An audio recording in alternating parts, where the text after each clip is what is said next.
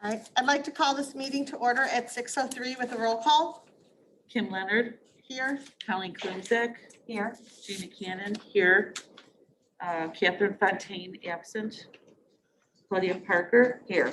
Daniel Malloy, Here. and Kevin O'Connor. Here. All right, thank you. Please stand for the pledge. I pledge allegiance to the flag of the United States of America and to the republic for which it stands, one nation, under God, indivisible, with liberty and justice for all. Thank you.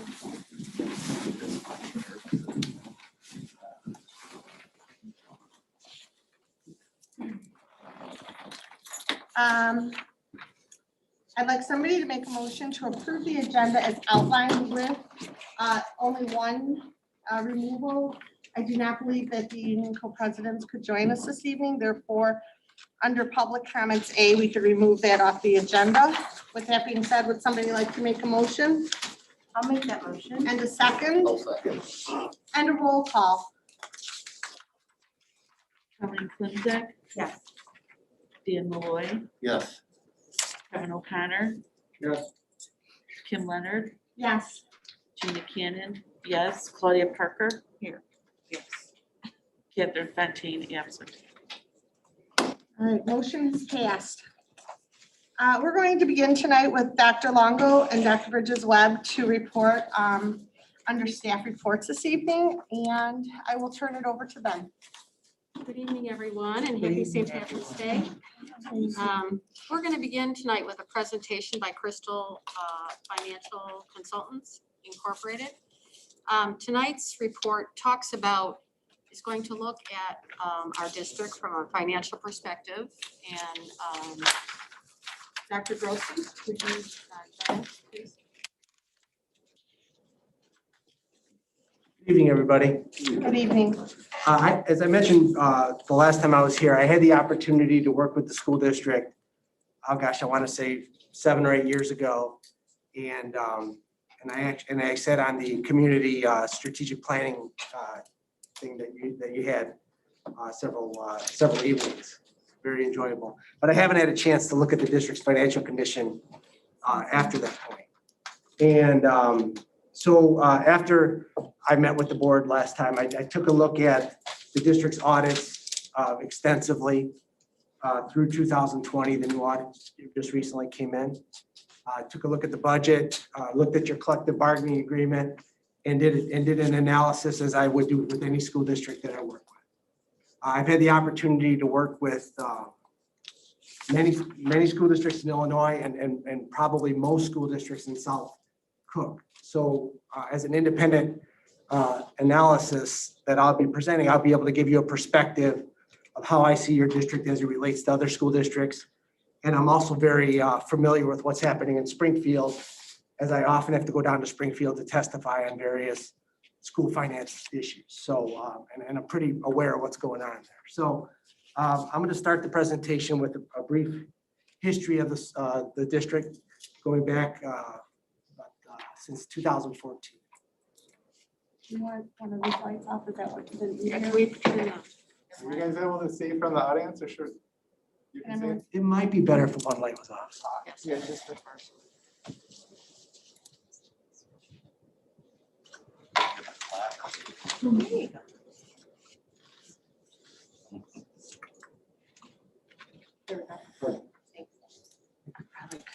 Thanks, Alex. So this first chart graphs your revenues, all funds, and your expenditures, all funds. And I backed out capital outlay that was over 500,000. So this doesn't factor in, which I'll talk about later, the major capital projects that the district has done.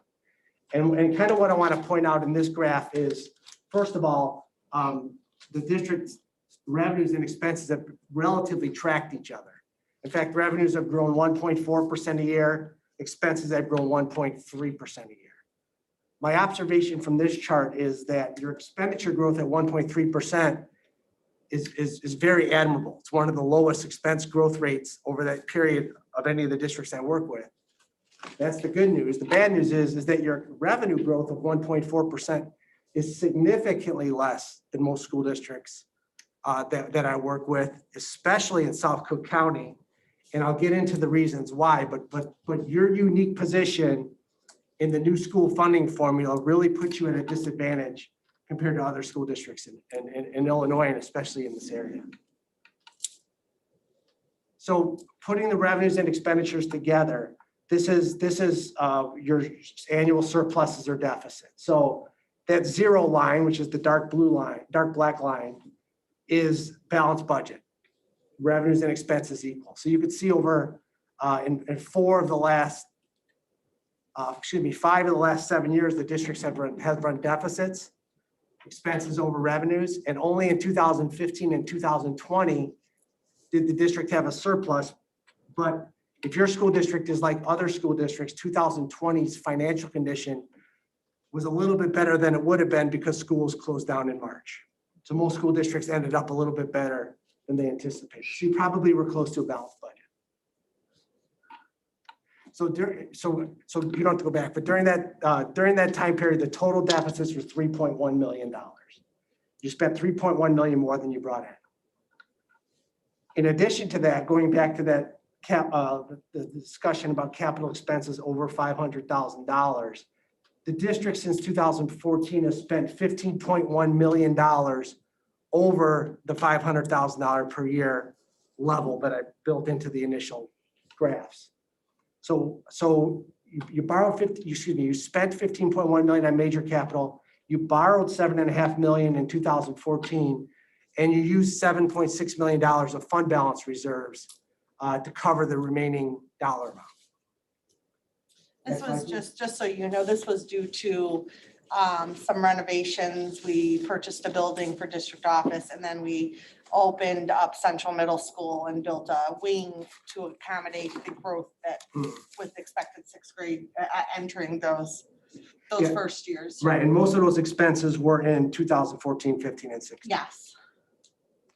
Next slide, please.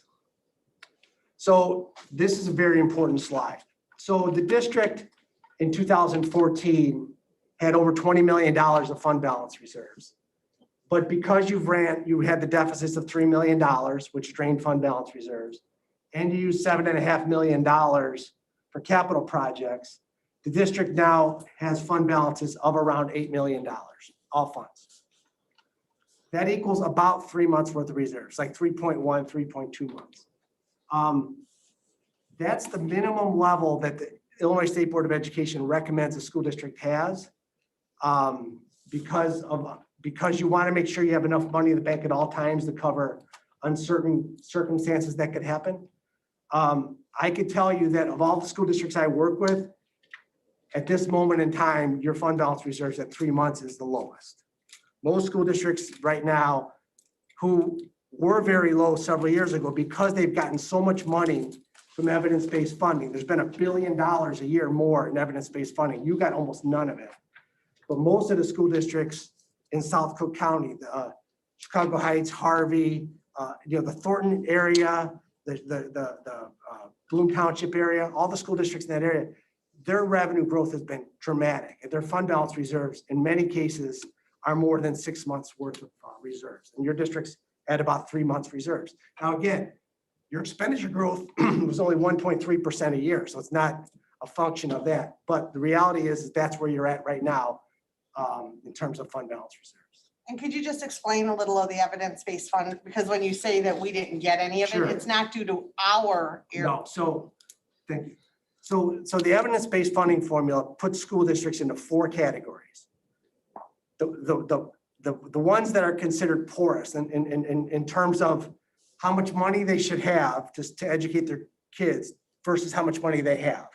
So if you're at 67% or less of your target, in other words, the state does a formula, which is kind of a contrived formula, and says you should have $10,000 per student for your kids. And it's weighted by low income and ELL kids and things like that.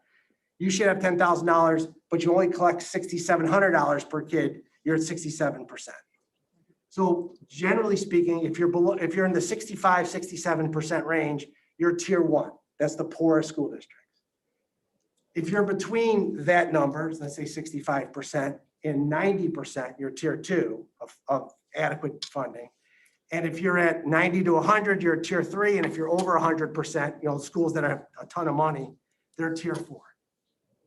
And the way the formula works is that most of the money goes to tier 1 school districts. The intent was to bring the poorest districts up. So they got a lot of money.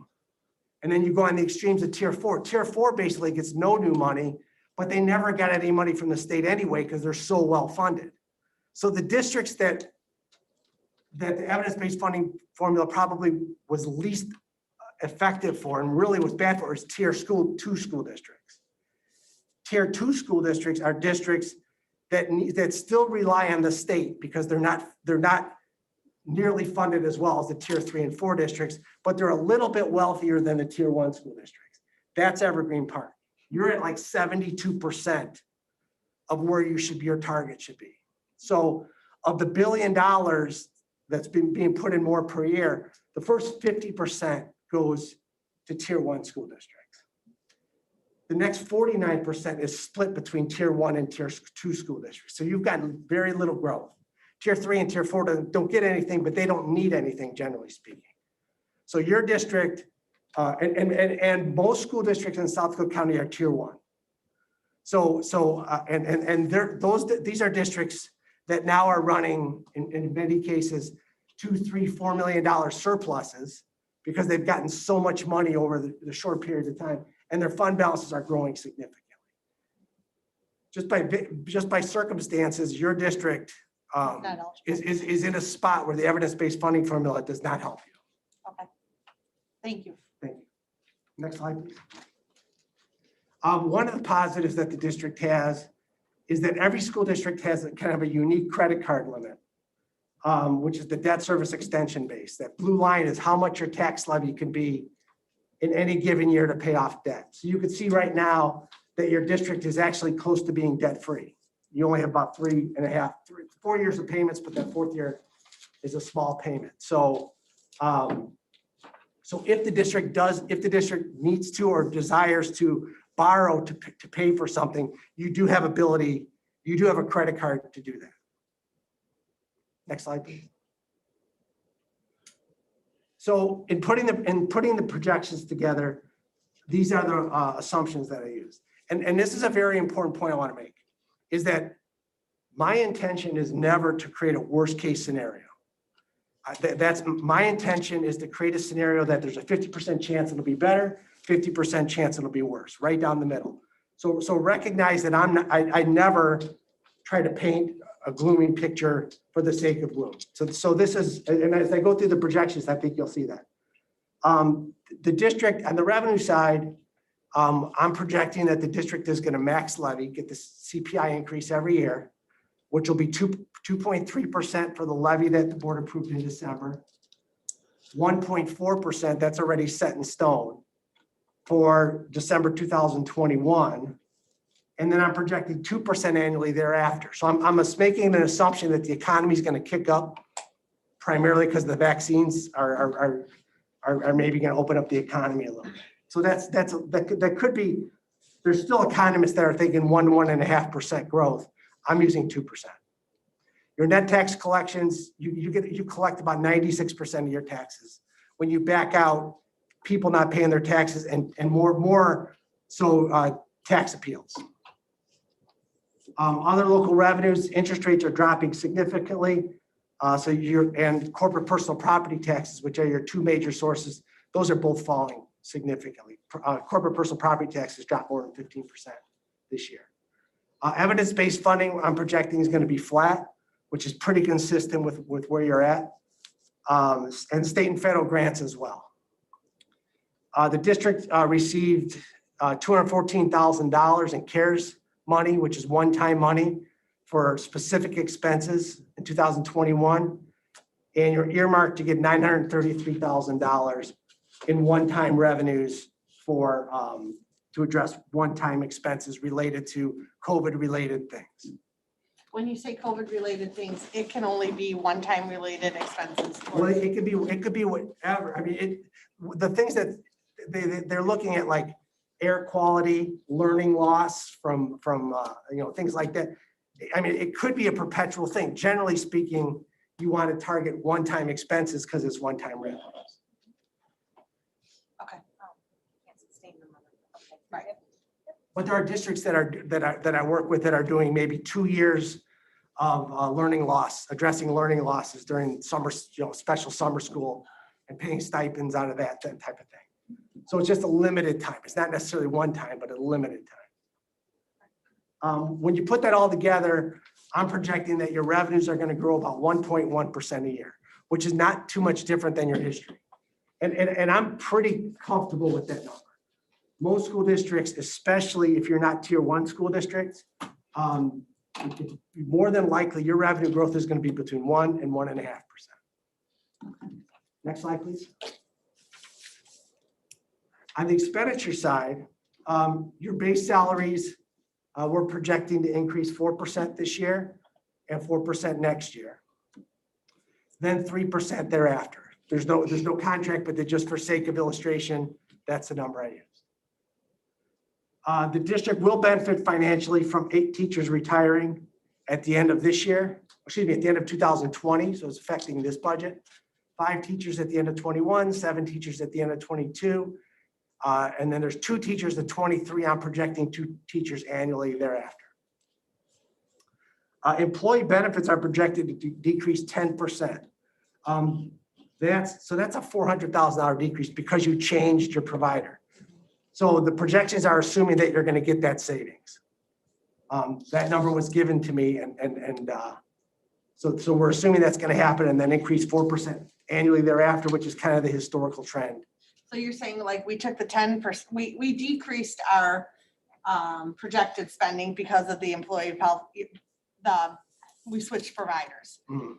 But you're not continuing that 10%, then you're saying in the increase of 4%. Well, so yeah, for example, in 2020, employee expenses were $4,865,000. For 2021, we're projecting 4.4 million. And then 4.57 million, so that's the your low base, and it goes up from there. Mhm. 500,000 capital expenditures are built into the budget, and then all other expenses growing at the CPI rate of inflation. So when you put all that together, your expenditure growth is projected to be about 1.9% annually through 2025. Next Only slide. with a 1.1% growth in revenue. Right, and it's exactly right. So obviously, just mathematically, That doesn't work. if your revenues grow at a fast, you're leading, like Ed McMahon leading me. Right? I'm sorry if I jumped. No, that's good, that's perfect. But it's exactly right. If your expenditures are going to go faster than your revenues, then the gap is going to get wider and wider, just mathematically. And you could see from this slide that the revenues, which is the red line, is growing at a lower slope than the blue expense bars. Now, the big jump in 2022 is the CARES money coming in on the revenue side and the expense side. But you could see that in 2020, that red line was above your expenses. 2021, we're also projecting it to be a little bit above, but then deficits we're anticipating starting again next year. And the next slide will show that better. So this is a combination of your 2014 to 2020 slide that you saw earlier. And again, we're looking at a slight surplus in 2021, but then you could see because exactly how you said, because expenses are projected to grow faster, the deficits are going to grow a bit annually to the point where 2026 will pretty much mirror your deficits that existed in 2014. Before we go to the next one, so by deficit spending, obviously that puts a district in not very good financial, standings. And how does the state react to deficit spending over a continued years? Could you explain that to us? So the formula that so when a school district puts together a budget, they could prepare a deficit budget. You're allowed to do that. But what they do is that if the deficit is greater than a certain percentage of your fund balance reserves, then you have to put together a deficit reduction plan. Your district is approaching that situation because So in other words, if you were a district that had a year's worth of fund balance reserves and you were showing deficits like that, the state would say, the budget form would say deficit budget, but no deficit reduction plan required. In this situation, at some point in time, it's going to say deficit budget, you're going to have approved a deficit reduction plan where you're going to have to show the state and demonstrate that over a 3-year period, what you're going to do to bring yourself back to balanced budgets. So a 3-month right now is currently our average. I'm sorry. I just have to, No, I please. want No. everyone to understand what Yes. the importance of this. So we deficit spend and we only have 3 months reserve. Our deficit spending will also contribute to the next level of the state intervening at some point if we don't continue to grow our reserves to show that we could handle a deficit, correct? There's a point in time where if a school district gets in a situation where their financial condition is such that they can't sustain themselves, then the state would get involved. And how does the state get involved? Yes. Give us a short Sure. story on So that. I actually have a firsthand perspective on that. I know. The first school district in Cook County that ran out of money was Hazel Crest, School District 152.5. And the State Board of Education contacted me and asked me to be the chair of the School Finance Authority. So the state took over the school district for 10 years. 10 years. For 10 years. And in this situation, they appointed a 5-member board. And I volunteered, but for 10 years, I was the CEO of the School Finance Authority. So I In was the conjunction liaison. with the school board, or does that board overrule the school board? So what would happen is the school board would operate as they normally would and would take action in the situation of Hazel Crest. But, and before it became official, it went to the School Finance Authority. And then the School Finance Authority Board could override anything that the school board does. So the School Finance Authority was involved in all the negotiations, for example, the collective bargaining agreement, under a situation where we had more of a mandate to have balanced budgets and stabilize the school district. So in the case of Hazel Crest, and special legislation was created for Hazel Crest, and there seems to be special legislation.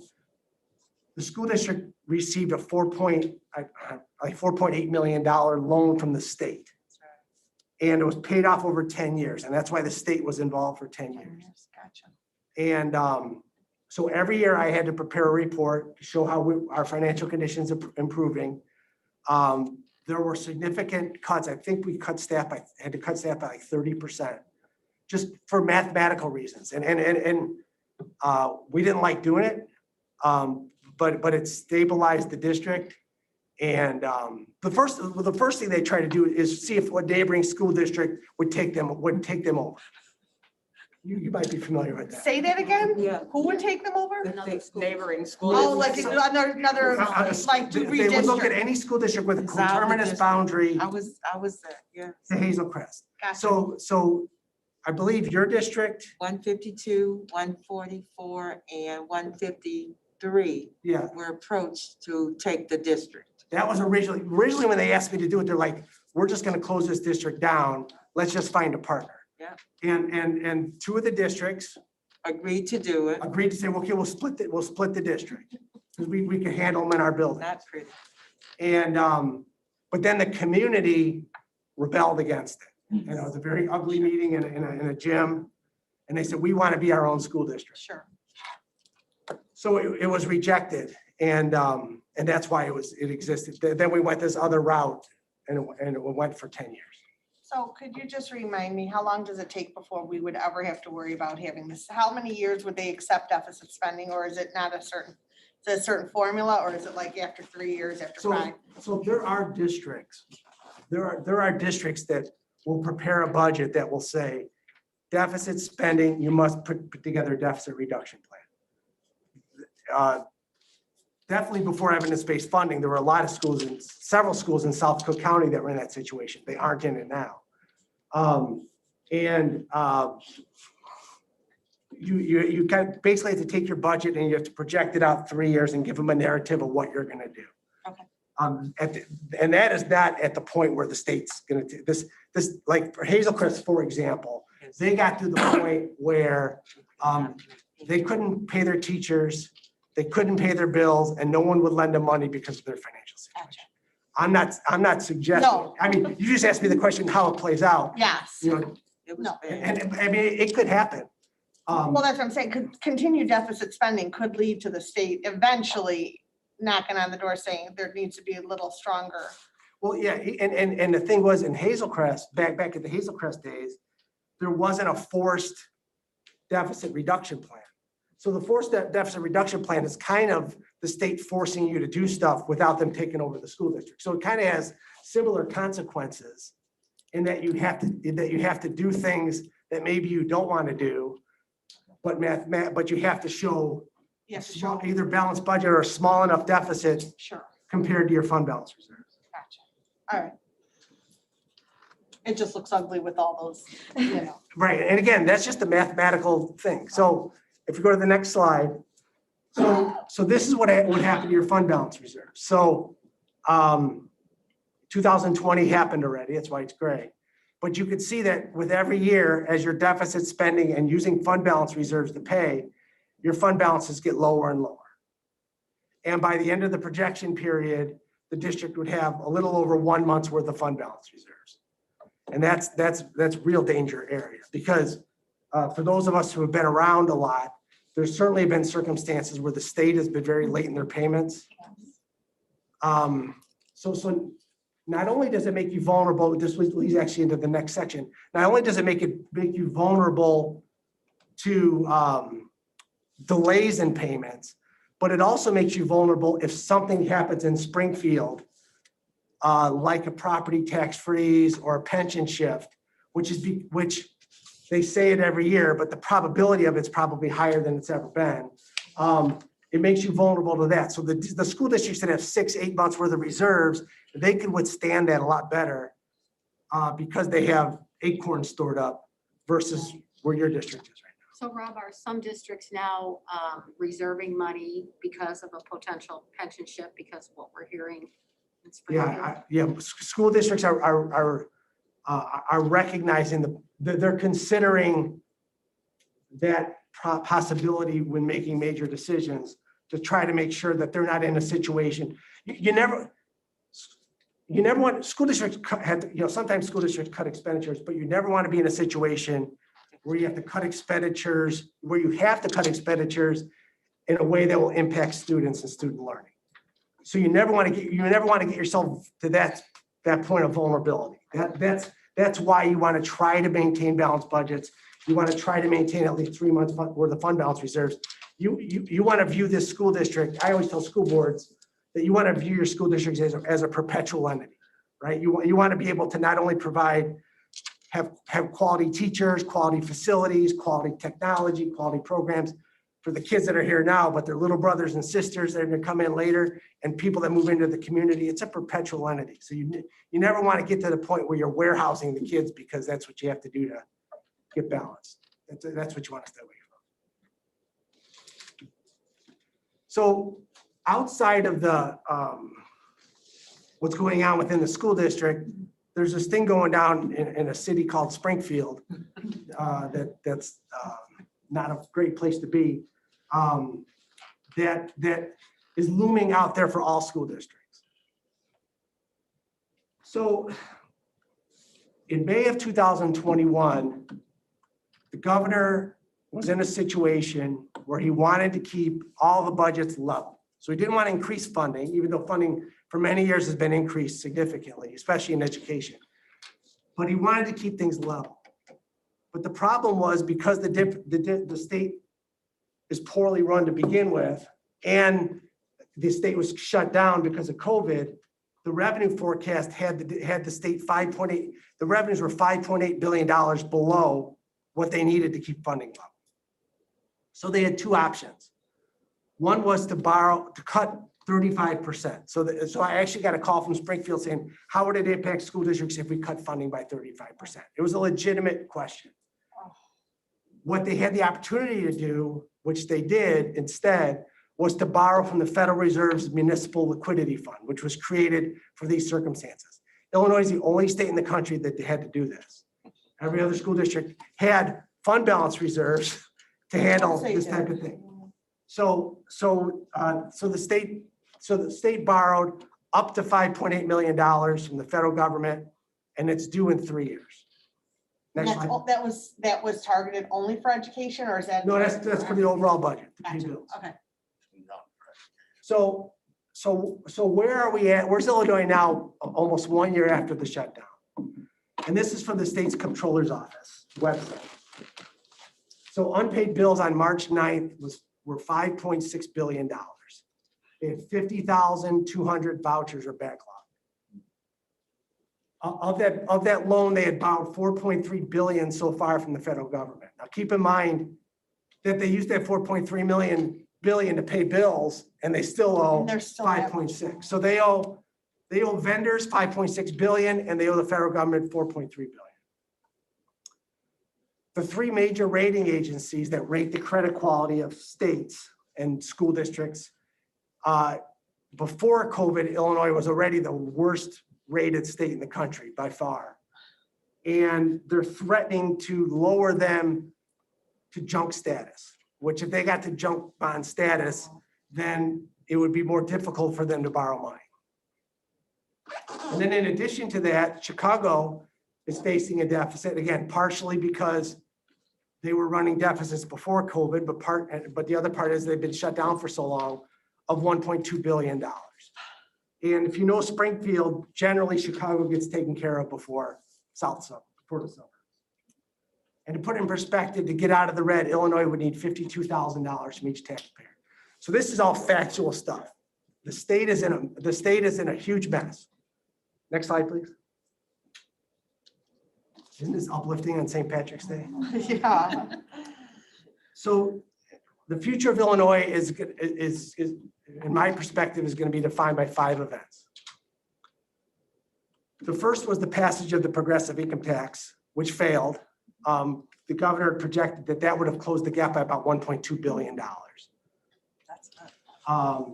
The second is the pace of the economic recovery. And maybe if things start opening, whether you're for it or against it, economically, every day that all the restaurants and everything were closed, that hurts the financial condition of the state. Legislative action, the legislation is still looking at income tax increase under the traditional way, and possibly some reductions. Investment performance of the pension funds, when COVID first came out, the market collapsed, if you recall. The pension funds lost hundreds of millions of dollars. That made the situation worse. Now, fortunately, things have turned around, and that's not an issue right now. And the fifth one, which is the most important thing, and there's been some news on it over the last week or so, is the magnitude of the federal bailout. So there's pretty much was consensus between Republicans and Democrats in Washington that all states should be bailed out for their economic loss due to COVID. But the disagreement was whether there should be a bailout for states that had problems that existed before COVID. And it appears with the passage of I think it's $1.9 trillion bailout that happened, or COVID relief that happened last week, that Illinois will get a lot of money from that. Not enough to solve their problem, but enough to buy time. All the details aren't out yet, but they fared pretty well. Not as well as New Jersey and New York, but Illinois fared pretty well. So we'll see how that plays out. Next slide. So the things that are being considered or will be considered mathematically, because they have to somehow figure out how to balance this thing out. One of the things is reduction in the evidence-based funding formula, which I'll talk about in the next slide. The other is shifting pension costs to schools. The state pays right now about $1 billion for non-Chicago schools pensions, TRS. And if they do a shift, I'm estimating that it will cost your district $1 million to $1.5 million a year. So all those deficits would be worse by $1 million to $1 million. And it could happen immediately. I mean, historically, the legislation was a phase-in. And I said this earlier, I'm not saying it's going to happen, but I could say that the probability of it happening has never been higher. And then the third thing which is being considered is if there is an income tax increase, which would be very politically incorrect because people are struggling themselves because of COVID, it's very possible that it would be coupled with a property tax freeze, which would mean that instead of being able to grow at CPI, you grew at 0. And since 77% of your money comes from real estate taxes, your 1.1% revenue growth would basically go down to 0. Yeah. And that would make things work. Those are not embedded in my projections, but if that happens, things will worsen. Next slide, please. So for every 5% that they reduce the evidence-based funding, now keep in mind, the governor does not want to cut education and has indicated that would be one of the last line items he would go towards. But just to put in perspective, for every 5% they cut EBF, evidence-based funding, your district would lose about $325,000. Next slide, please.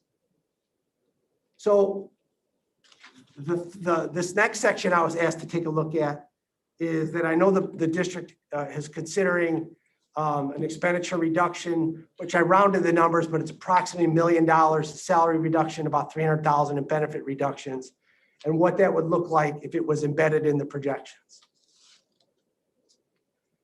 So you can see the green squares are what I showed you previously, the projections.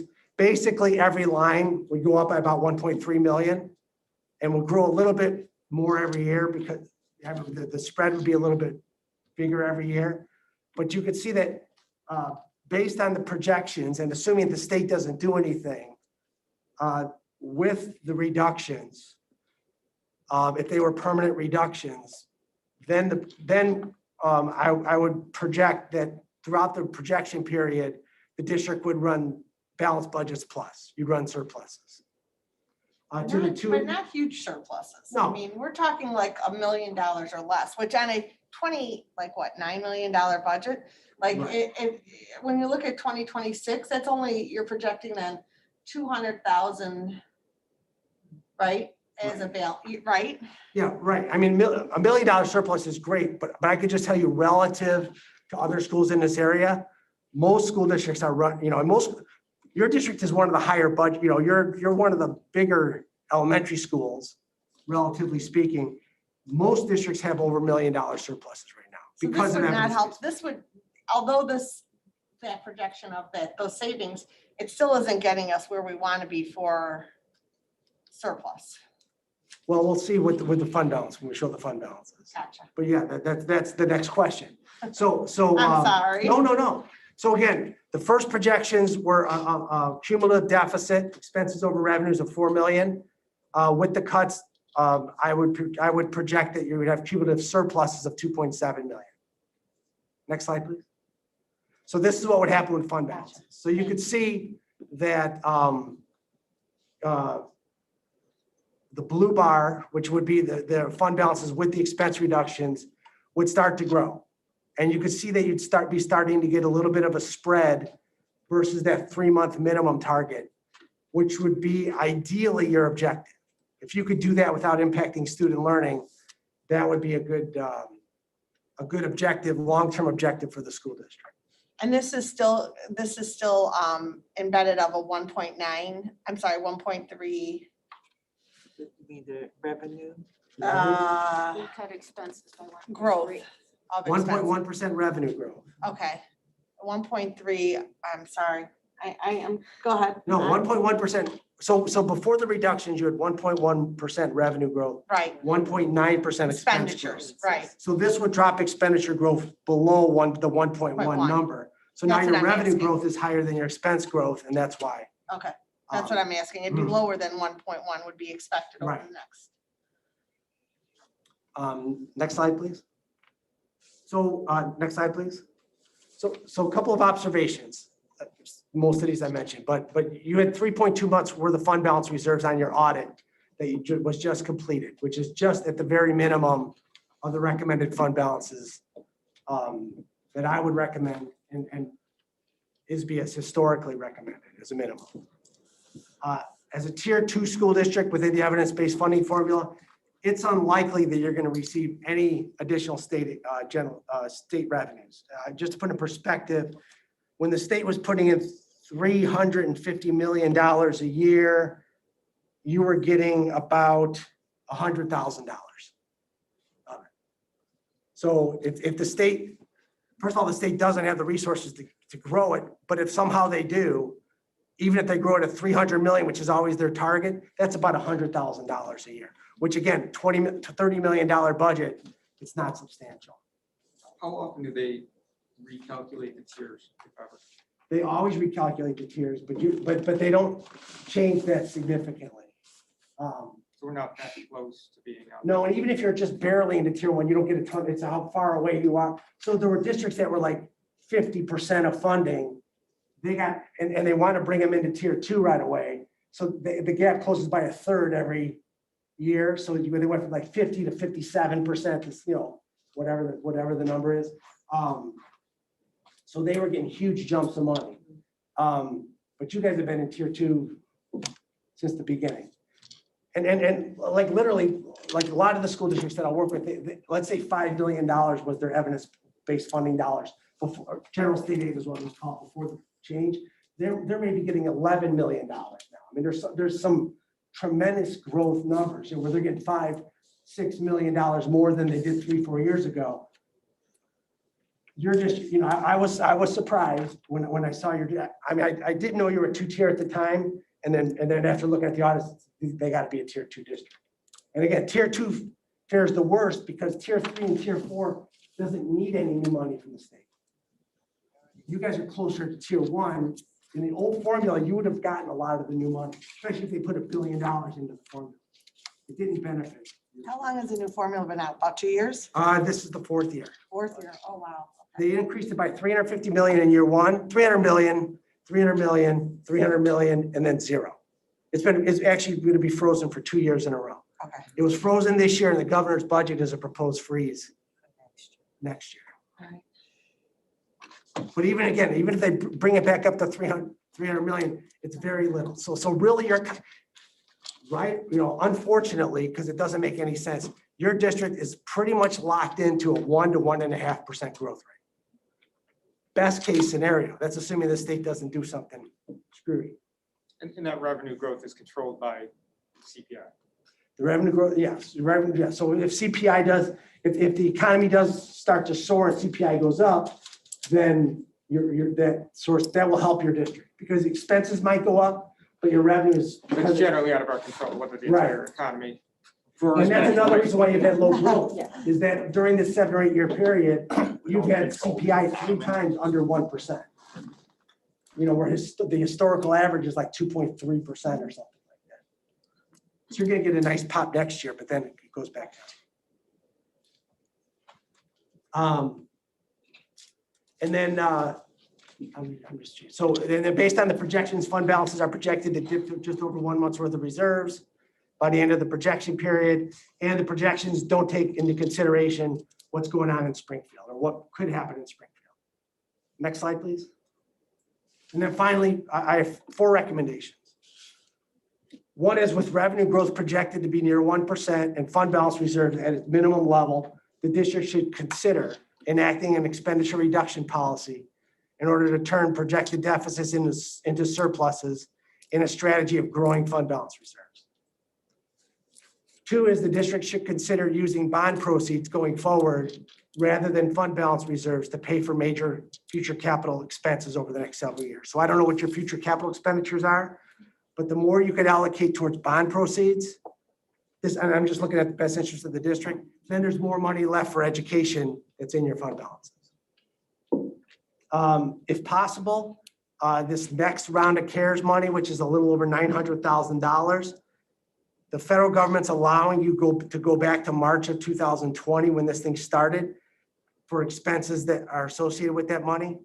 If you could identify expenses, I mean, if you have expenses to do, you have expenses to do, but if you could identify expenses that were paid for already, then that 900,000 will come in and help your fund balance reserves right away. Because you don't have to expend I built in 900,000 of new expenditures for that. If it's already happened already, that would improve the projection.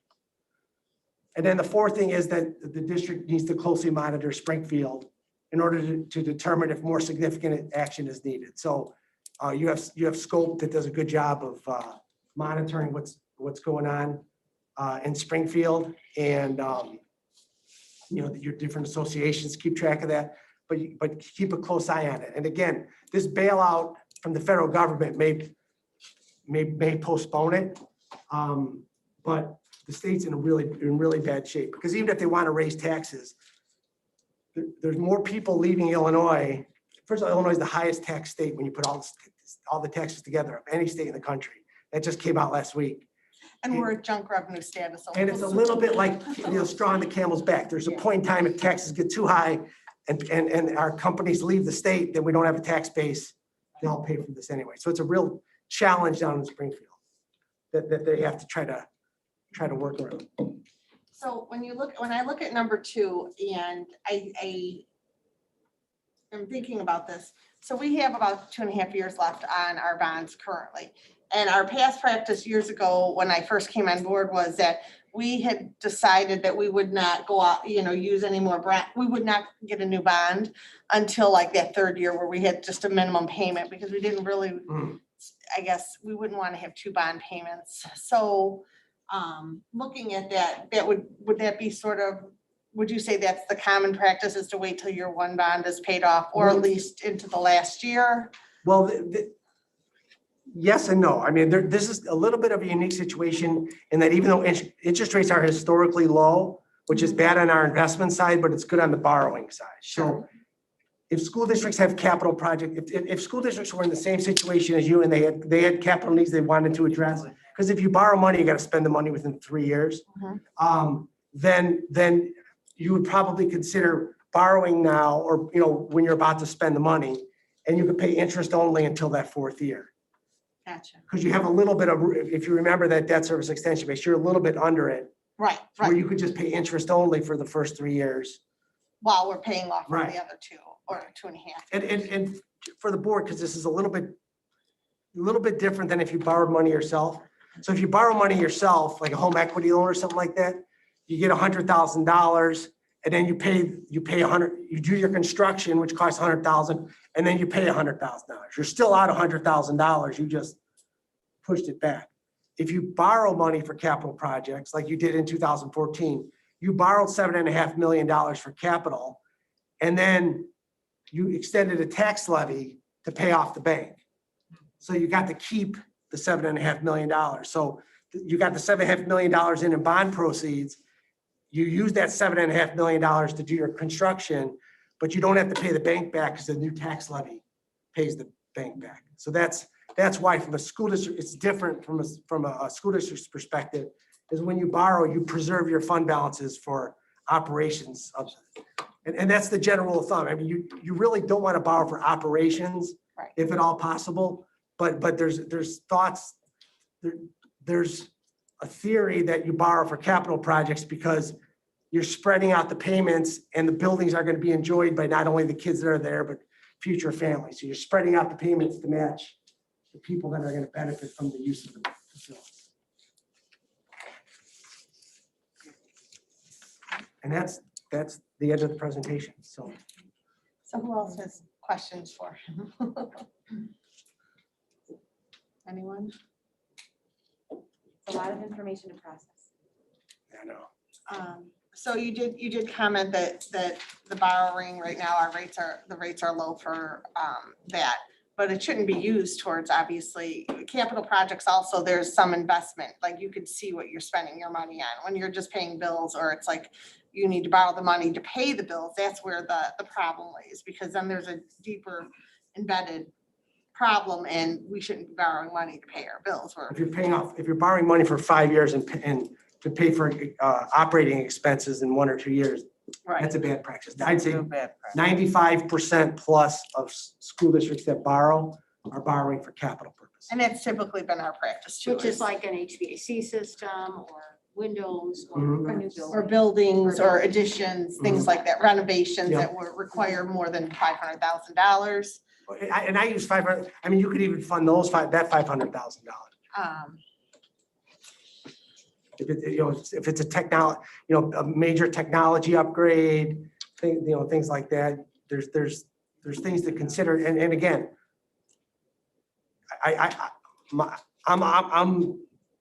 my recommendation is that if you could start building up your fund balance reserves in a way that doesn't impact your students, that would be a good goal. Excellent. No, agreed. We are very grateful for you presenting tonight to us.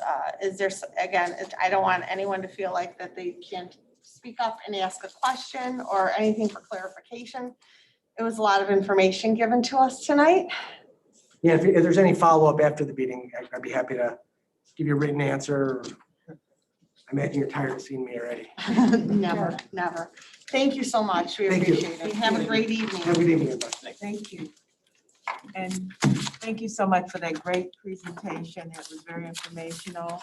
Move on to our someone you should know categories. I lost this one. I'll give it to Dr. Longo. Will introduce our first someone you should know.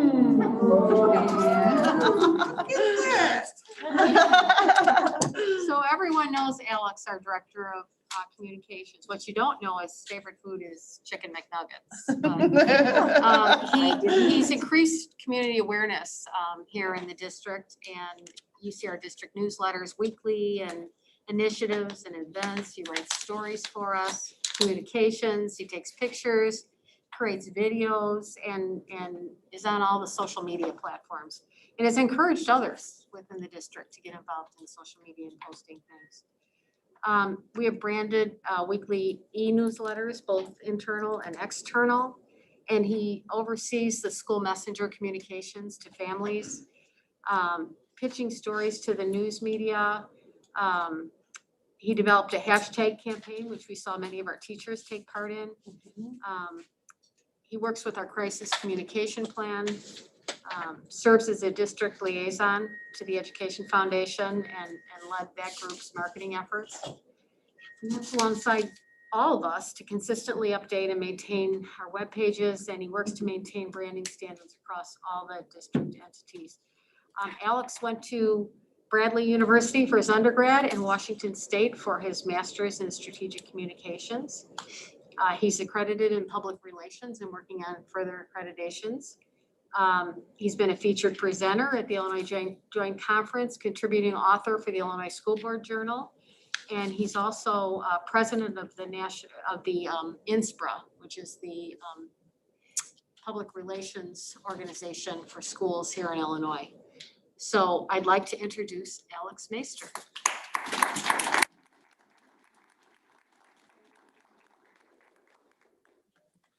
Come on up. Alex is definitely someone, if you don't know Alex, you Now should you know know. Alex. Is it strange you had to make your own? It was. Yeah. And now I'm about to take a selfie.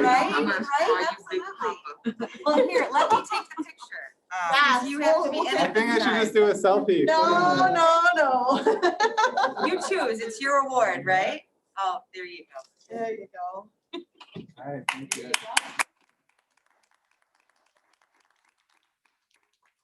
And they're green today. All right, excellent. Thank you. You're so cool.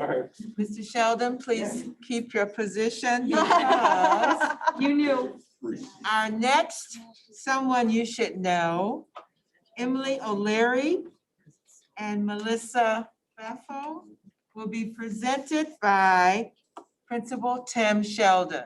On board, it's my pleasure to speak to you tonight, and Emily, come on, so everyone can see you and all We're our in the friends at green. home. I think the camera's right there, so you gotta everybody, right? So Emily is our self-contained teacher at Southeast for our second and third graders, but she teaches students who are not just Southeast students, right? This is our self-contained program that includes students from across the district. And it's been my sincere privilege to work with her the last 3 years. This is her 17th year in the district, so she's obviously an incredibly dedicated teacher. When I think about Emily, she is patience personified. And I don't say that lightly. She's always willing to meet students where they are. She is organized to the nth degree. And she's a champion of inclusion. And so our students who are in the self-contained program, we make sure they're a part of our school culture and our school community, and that they're certainly a big part of their day is in her classroom, but she makes sure that they are part of their grade levels in the rest of the building as well. And I love that about her. She always puts parents at ease and is very graceful in her communication. She has a lot of information to communicate to parents who are understandably very involved and concerned about the quality of education that their children are getting.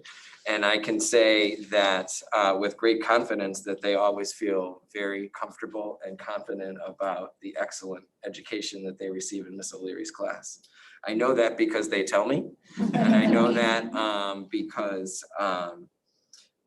they're not shy about it, and I love that about them. Differentiation doesn't even begin to describe the amount of attention that she brings to personalizing the curriculum for each and every one of her students. And one of my favorite things about being in our classroom is just the sense of community and belonging, because unfortunately in our society, sometimes people are made to feel like they don't belong because of the unique qualities and characteristics of who they are as an individual. And Emily always makes sure that they feel like they have a home and that they have a place to belong and where they are loved and cared for. And it's my pleasure to make sure that you know who Emily O'Leary is.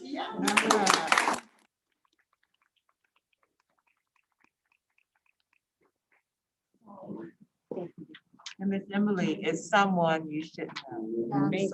We have to get a picture of you and Mr. Sheldon, please.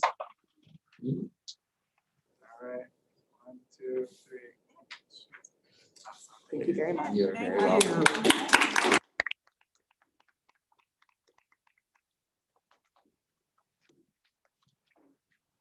Let's come on up.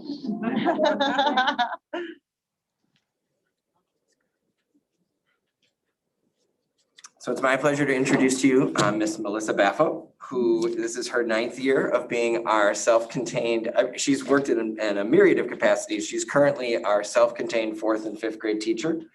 And again, though she teaches at Southeast, she teaches students from across the district. When I think about her, I think about an advocate in action. She is, again, for some of our students who are unable to articulate their exact needs, she is an advocate for them in every walk of their life, and I love that about her.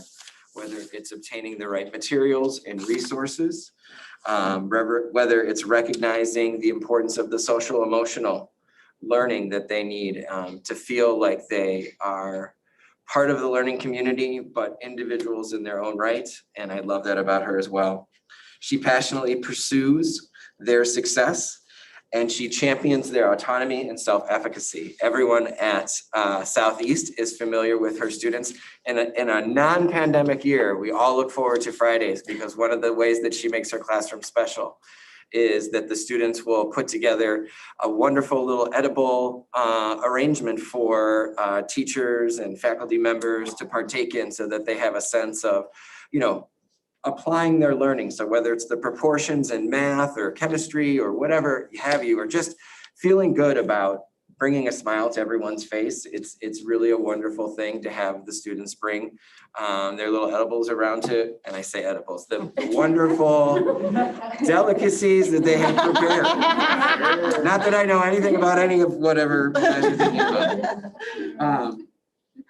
But yes, exactly. And I think the other thing that I would say in this pandemic year where we're unable to do that, like she is the conductor of a synchronous symphony in her room. If you are in there with her paraprofessionals, everyone is engaged, whether they are at home or are in person, with the remote learning modules, with in-person materials. And at a moment's notice, people are moving and changing and slipping out of this breakout room and into this group. And it really is one of those things where I just want to stand back and watch, and because I would be worried if I stepped forward, I might upset the apple cart. So it is, again, my privilege to be a principal and lead the building that she is a teacher in. And it's also my pleasure to introduce Melissa Baffo as someone you should know.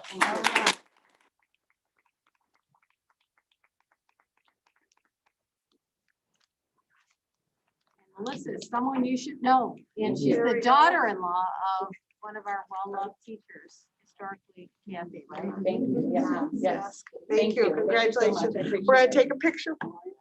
Sheldon. Thank you. You're great. Thank you. Congratulations. Congratulations. Principal Scott Liska will present our next someone you should know, Shelley Sims.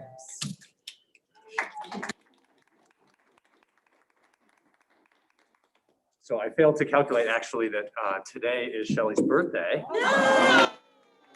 Happy birthday. You get a cake.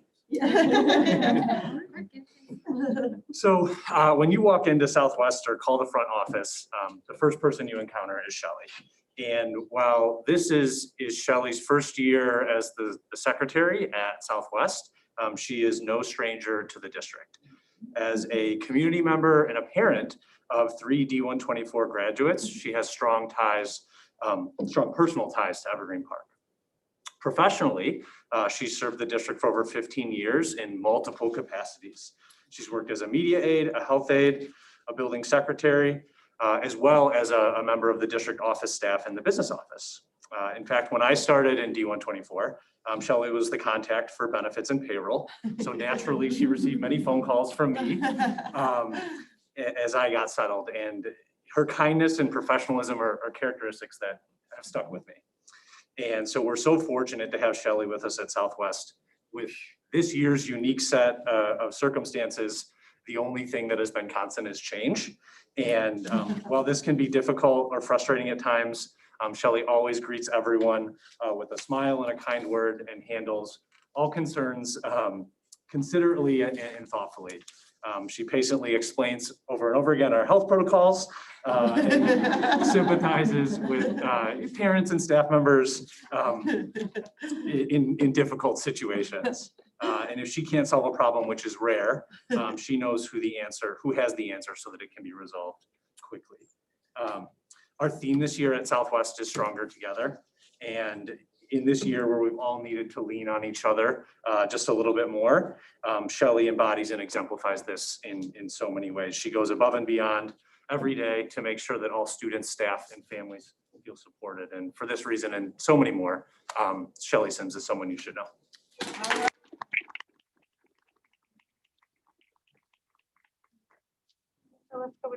Yeah. Thank you so much. And congratulations. Thank you so much. Happy birthday. And happy birthday. Happy birthday. 1, 2, 3. All right, thank you. Congratulations. Right?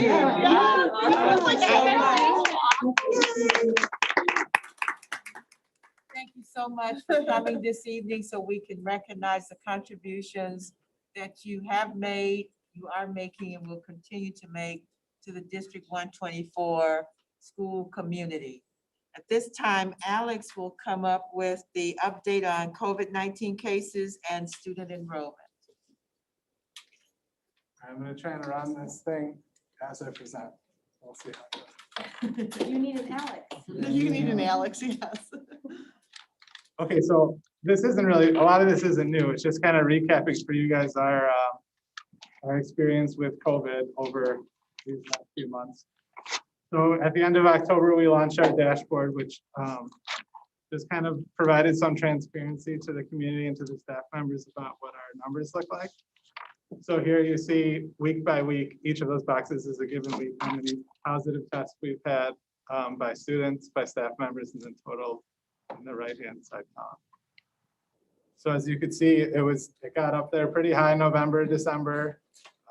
We saw some dips and rises, especially around the holidays.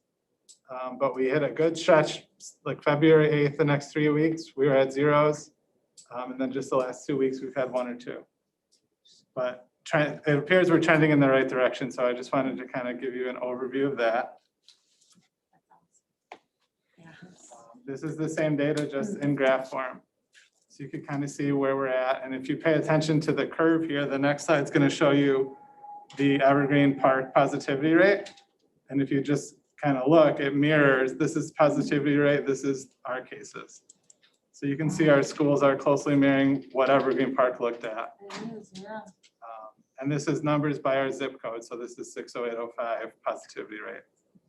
So as of Monday, we were down to 1.61%, which is awesome to be in the ones when we were looking at double digits for a little bit up there. So Wow. good news. Yeah, That that's is good great news. news, great news. Absolutely. Continuing on the trend, so since these vaccines have been coming out, we've been surveying our staff. So we have an idea of who has been vaccinated, who still needs it, and things like that. So if you look here, that green line, with the first survey came out on February 1st, the green represents staff that wanted a vaccine but didn't have it yet. So it was at 30% in our first survey, and you see now that grew to 80. And then the opposite, that blue line, was staff members who want the vaccine but haven't been able to get it. And you see that going the opposite direction to now down to 11%. And then the consistent yellow line is the 9% of staff members who say they're not interested in the vaccine. So we're about 80% vaccinated, 10% still looking for it, 10% don't plan to get it 80% vaccinated of staff, that is, of staff. Great. And it's been nice to see that Good. climb up pretty dramatically week by week. it certainly has been a very big challenge for school personnel to be able to secure these vaccinations. So great that. How did we go down from 81% to 80%? It's those reporting. Yeah, so we sent the survey to the whole staff each week, and the participation numbers have gone down, so you never know who's responding. So that's how it probably Because went it down. is anonymous. And then kind of along the same lines, just looking at how many kids we have here in the schools. So to backtrack, we are allowing parents to opt to return from remote to in-person in the fourth quarter, but this is prior to that. So this is where we stand right now. So you could see of our total population of 1,877, 30% are remote. And then you can see it broken out by school.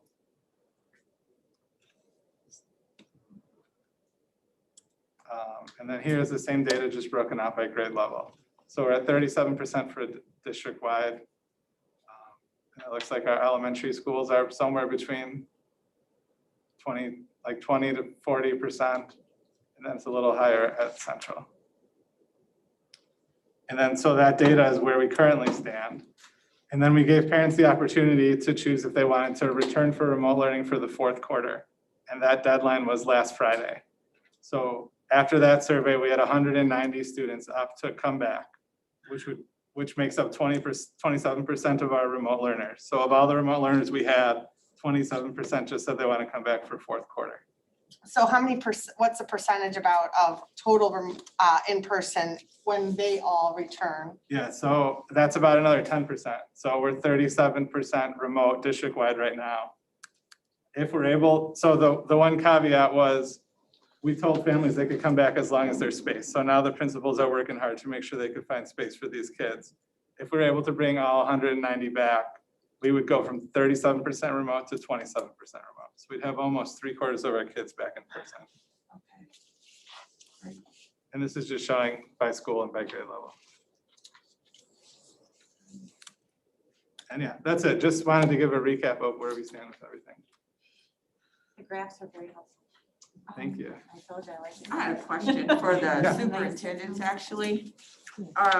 So during the Christmas break, you know how we extended out when they came back to in-person learning to make sure anybody was gonna be traveling to, you know, a high infection rate state, that there would be a little bit of a cushion there. Are we not concerned about that because most of our staff is vaccinated for That's spring correct. break? That's correct. And we've Okay. been in consultation with the Intermediate Service Center, and most districts are not doing You're that. not. Okay, Some districts are still fully remote, which is sort of sad. But no, people aren't doing that because so many people are vaccinated or they have access to vaccination. All right, thank you.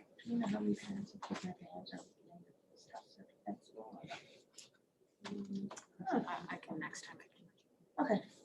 And I should just add that Dr. Longo and Dr. Bridges Webb have been working extremely hard on the vaccinations. I know it's frustrating if you can't get it, but 24/7, they're working for the staff to try to get those vaccinations so everyone can get vaccinated.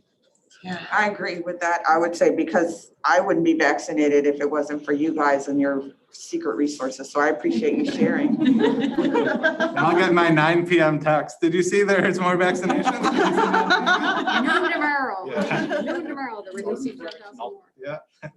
Well, No, this was last. if we couldn't bring the vaccinations to us, certainly it's great that we've been able to identify places where people could go to get vaccinated because, right, so we are very grateful that. And we're grateful to the board for allowing our staff without taking from a sick day, that they could take a half a sick day to go get their vaccination. That's important. Yes. We want them to Allow safe, so. 1/2 day for each shot, Right. for them to go. So I want you to know, I'm very, very proud of this district and when you look at 66 districts in the South, Cook County. Cook County, 44 districts are just coming on with remote of some kind, coming from remote to a hybrid. We're one of the few to have been in school from day one. And as parents and staff, we see it safe, more will come. So you're to be commended, all of you, for the hard work that you put in to make this happen. Okay, don't you have, Calendar's up next. calendar, is that me? That's you. I'm so busy directing. Thank you. This is the calendar that for 21-22 that will be recommending this evening. School starts, it really mirrors the high school schedule. High school calendar, starting with the first day of school, August 18th and 19th with Teacher Institute. First day for students, 21st, ending June 3rd, 2022. We have parent-teacher conferences that we schedule for November 9th, 10th, and March 25th. Thanksgiving, the week of November 24th through the 26th. Winter break, December 20th through the 21st. 31st, excuse me. Spring break, April 15th through the 22nd. And we plan to continue late start Wednesdays. And the holidays are listed on the calendar, but the same holidays that we have always had, as well as our institute days are listed and our parent-teacher conference and when schools are not in session. Oh, okay. Oh, wow. The next item we'll be recommending is the organizational chart. We've been working on that to update the chart of positions of the organization that reflects not people, but positions and the roles that they play in the organization to make it effective. Job descriptions, we have been working to align our job descriptions with the organizational chart. The job descriptions that we are recommending aligning: accounts payable specialist, benefits administrator, administrative assistant to the Department of Curriculum and Instruction, administrative assistant to the Department of Student Support Services, assistant extended day coordinator, coach interventionist, coach operations coordinator, secretary to the Director of Building and Grounds, payroll manager, Power School, SIS support specialist, registration and residency coordinator, Director of Communications / Human Resources, executive assistant to the superintendent and board secretary. And these are not new people in positions, but an organization of positions of people who may be in those positions at this current time. We do have one new one, and that is the coach interventionist, which is a new position that aligns coaching and intervening at the school level versus having coaches at the district level. They will now be in school. So that is a new position, but we plan to look at people inside the organization to fill those positions. So they're not new people coming on board.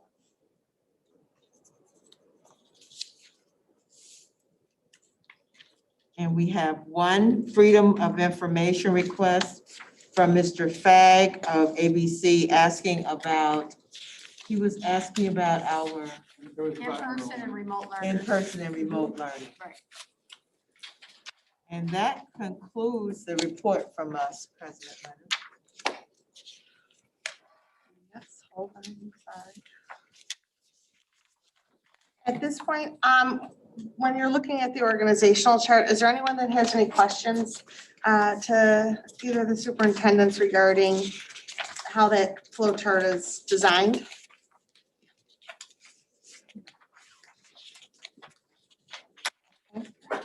And anything about the job descriptions, or is there anything that stuck out that you were needing to ask about? A lot of detail. It is. You guys have been working a lot. Actually, Yes. everybody's been working. The people, the employees have worked, all of our office staff have worked on it. So I it just was a journey. kind of want to say, like, we've been asking questions for a couple of weeks now, so because we don't have questions here, doesn't mean we didn't That's true. ask. Or, That's a good point, Gina. yeah, I mean, Not we're just sitting here here. like, no, we don't have questions, Kim, and everybody's probably like, well, why not? Because we've been Well, we going back received and the forth and okay. communicating for, Couple months. yeah, Yeah, the so. last month. We've watched this slowly develop into a Right, organizational that's- chart, and we've saw the We've development. had discussions Yeah. back and forth and stuff like that already, so we kind of, Thank you for making that. No, I mean, even with Mr. Grossi too, Yes. we had that, we, you know, had heard that a couple of days ago, so that's, and we've asked questions then, so it's not like we're sitting here like, you know. Well, as our new candidates who Very are, fair, though. who are joining us tonight have no, Yeah, see, that's. like, we kinda get why a I lot of wanted the to say that information, too, right. is- Our open meeting part, they received all that information, and part of our job as the school board is then to ask them, you know, email questions for clarification, but things do pop up, obviously, that, you know, as we're talking about, like, oh, I read this and now I'm thinking about it. So, yeah, so no, thank you, Gina, for clarifying that. You're right. The information, the FOIA request really, does anyone have any questions about that?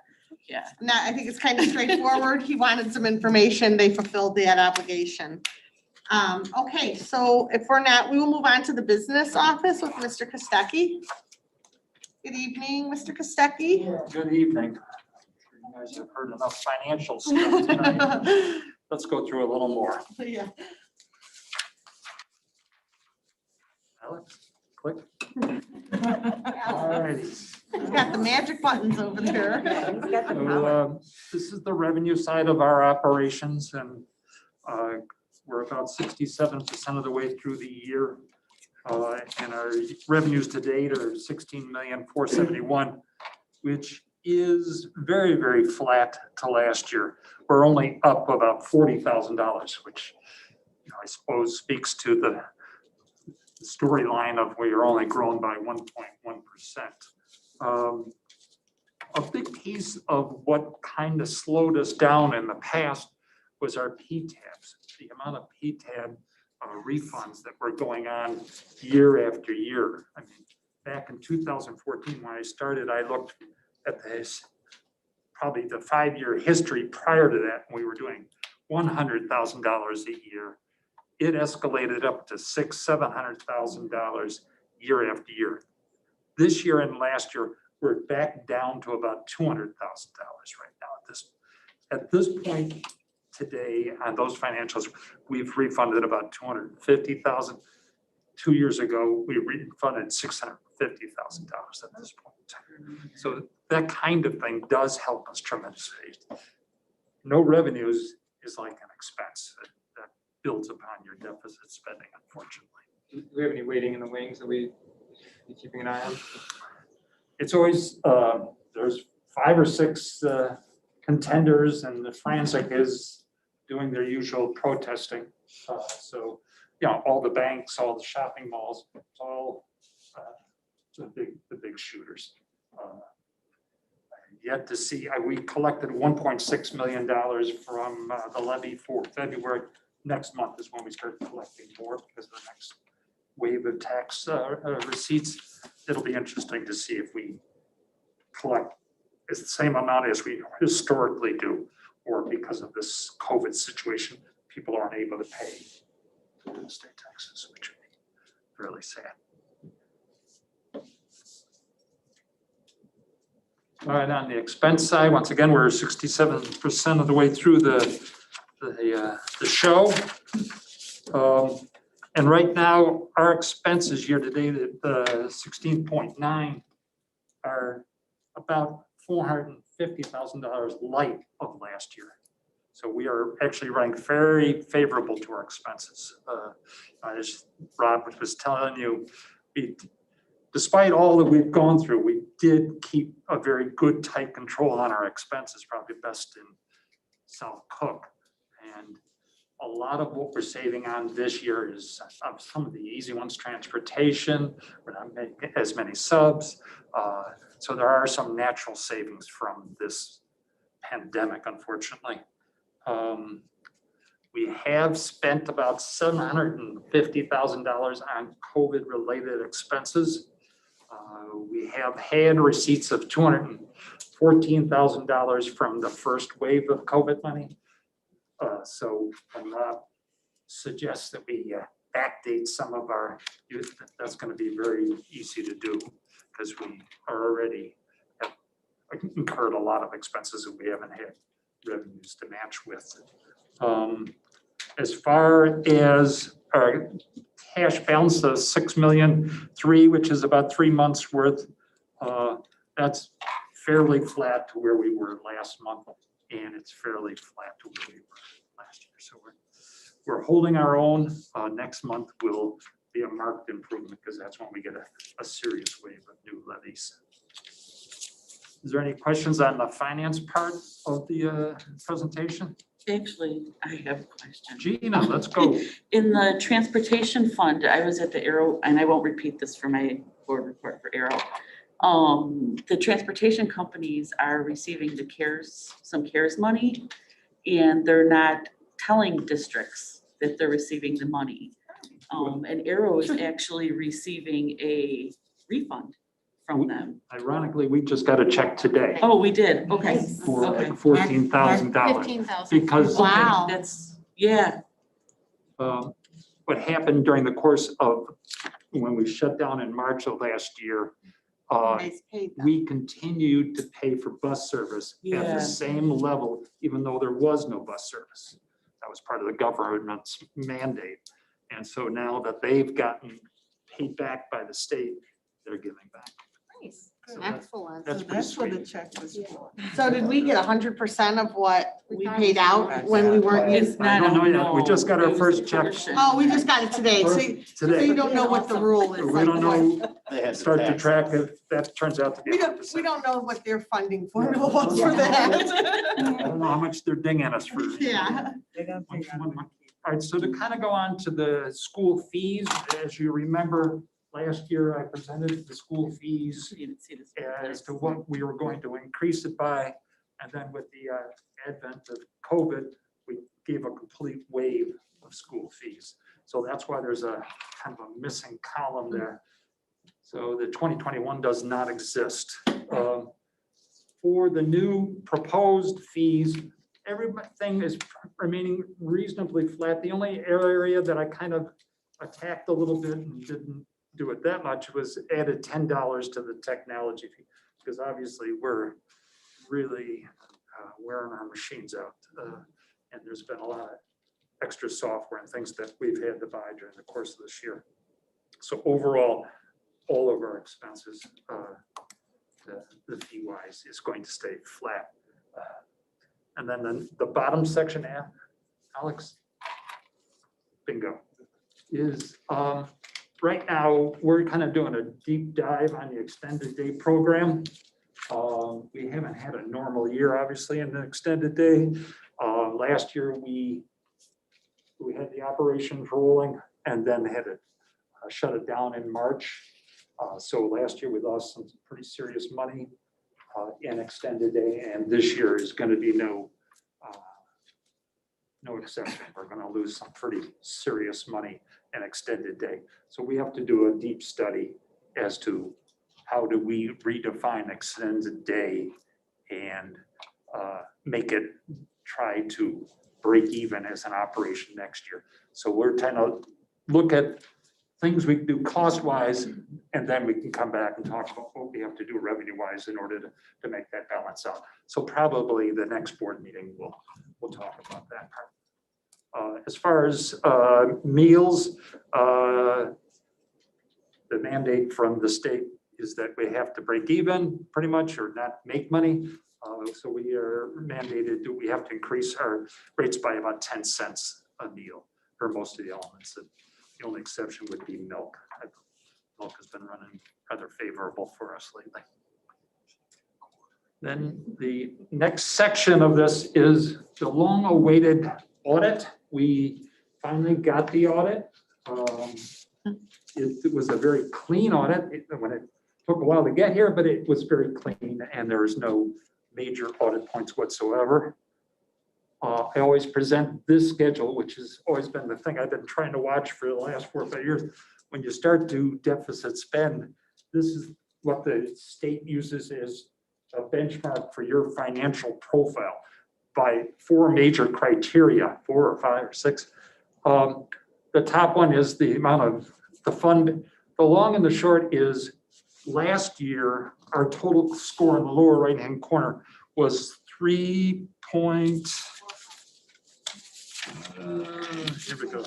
It used to be 3.1 and now it's 3.45. 3.1 is about as close as you can get before you get into financial review, which is what Rob would, then we'd be seeing a lot more of Rob because he'd probably volunteer to run us.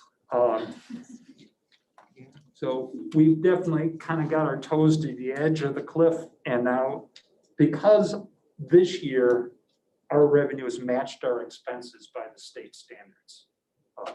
For the funds that they watch us for, which is 10, which is the education, 20, which is operations, and 40, which is transportations.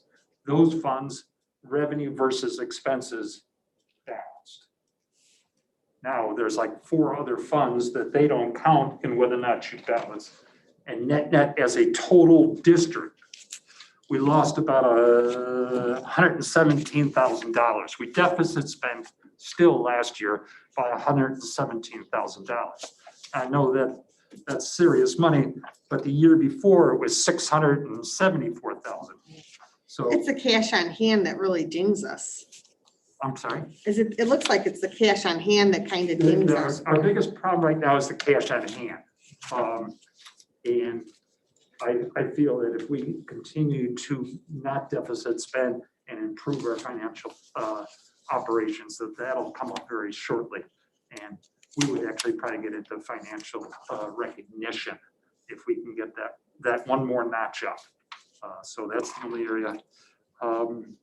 Where did we make up ground from the 3.1 to the 3? From 3 point, we made it up on balancing a budget. Basically, for those funds, we went from a 2 to a 3, a 4 there. So, I mean, it's either if you make it by $1, you get a 4. If you miss it by $1, you get a 3. And so that helped us significantly. I was very happy to see that. Holding costs down. Don't you have the ability to move money within the funds though? So you can kind of manipulate. Well, generally, scores. we moved money from the tort fund to the education fund or the operations fund, which helped us with the fund balance to revenue ratio. Yeah, I mean, It wasn't sufficient to help it, but it's edging us closer. it gives you the ability and creates a false sense that Right, yeah, you're developing a good financial. But, it's like anything else. All the other monies that we can move our monies all within themselves. So I can move money from the transportation fund to the education fund. Well, that's still, it's a wash within line two. We can move it 10 different ways, but we're deficit spending, so. Yeah, right. But we also got that COVID money that Rob talked about. And so things like buying PPE, right? Working with the contractual issues with the teachers for extra plan time. Instead of taking the money out of your budget, we were able to use the COVID money for that. So anything, air purifiers, shields for the teachers or for the children's desks, anything that we could purchase, we purchased out of the PPE or the Yeah, we charged up to Plan that. time couldn't come out of it, could it? Yeah. But Yeah, but Oh, it did. we're future spending based on that 933 that's Oh, coming in, Okay, right? not for the I second. mean, there are proposals. Oh, we're, I In the mean, pipeline we're well over the CARES money. we Well, got. if we move up, I mean, like, just a simple calculation, if we were to move into a point of a three out of 4 on the cash on hand, that would almost bring us like to 3.6. Well, they have weighted values. so Right, it's not that's what I'm easy to saying, get. like, just a The little, next part that will probably improve is I would like to see the days cash on hand Right. improve. that's, I feel like that has the most area of Right, opportunity that's that, right, that's right. I mean, so, this year, despite the fact that we have had significant COVID-related expenses, we've had some reasonably significant savings on certain operational expenses. So where I think that we'll probably have more than a balanced budget this year. right. So that'll help us there, and that'll help your days cash on hand. I think I ran out of slides. Is there any other questions? Well, thank you very much. Thank you, thank you so much. Otto. There's 2 other people Oh, I'm sorry. to come up too for this part. Okay. Graduation planning, we did change the date. We announced that to the families and the teachers a couple weeks ago. So we just moved it back a week because we changed the whole calendar. So they wanted us to move it to the following Thursday. So it's still the same way in the calendar, but just because the year is longer. And it's still at 7 PM. That's all we know right now. We're meeting with 8th grade teachers tomorrow and gonna start putting out some ideas. Obviously, we'd like to do something where all the kids can have a real ceremony. I know people really liked what we did last year and the parents are really enjoyed that part of it. But it really depends on still the protocols, the guidelines we have to follow and what space we have to do it. I mean, something outside would be really nice, but we're still working on the details of that. So we should have that. Did we try the high school? We have talked to the high school. I think we're trying to wait and see what they plan and like what space they're gonna use. And theirs is a couple weeks before ours. And then we have talked to them. Mhm. So like they've already ordered caps and gowns. We're planning on the kids still having. They've caps. already had their cap and gown. They've Oh. had graduation Yeah, they had pictures. pictures So already. We've already done graduation pictures. Our remote kids came in for the graduation pictures. We've done all that. Yeah, I agree with you. Last year, it looked very nice, considering the constraints and the lockdown and the unknown of what COVID was bringing to us in June. So I think that we did the best we can with what we could. I hope, obviously, since people are getting more vaccinations and they're trying to open us up a little more at a time, we're hoping that it looks different, obviously.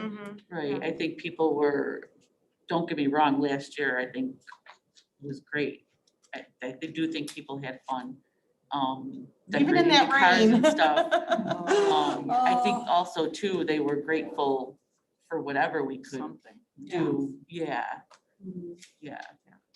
So yeah, I mean, I think we'd like to get it back to as much normal as it normally is. But again, depending on how many people we can have. I mean, I think normally they would get like 4 tickets. Don't know that we can do that this Right. year, so we might have to Sure. limit that. But we'll definitely have some more set plans soon.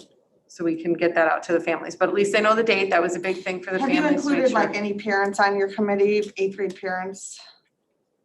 We haven't in the past. I mean, not that I don't know. this is I'm- only I my don't- yes, second I'm time just doing asking. I don't graduation, think so I'm not sure. traditionally It's not, okay. we've done yeah. that, no. All right, I don't know, I'm just Yeah. asking, yeah.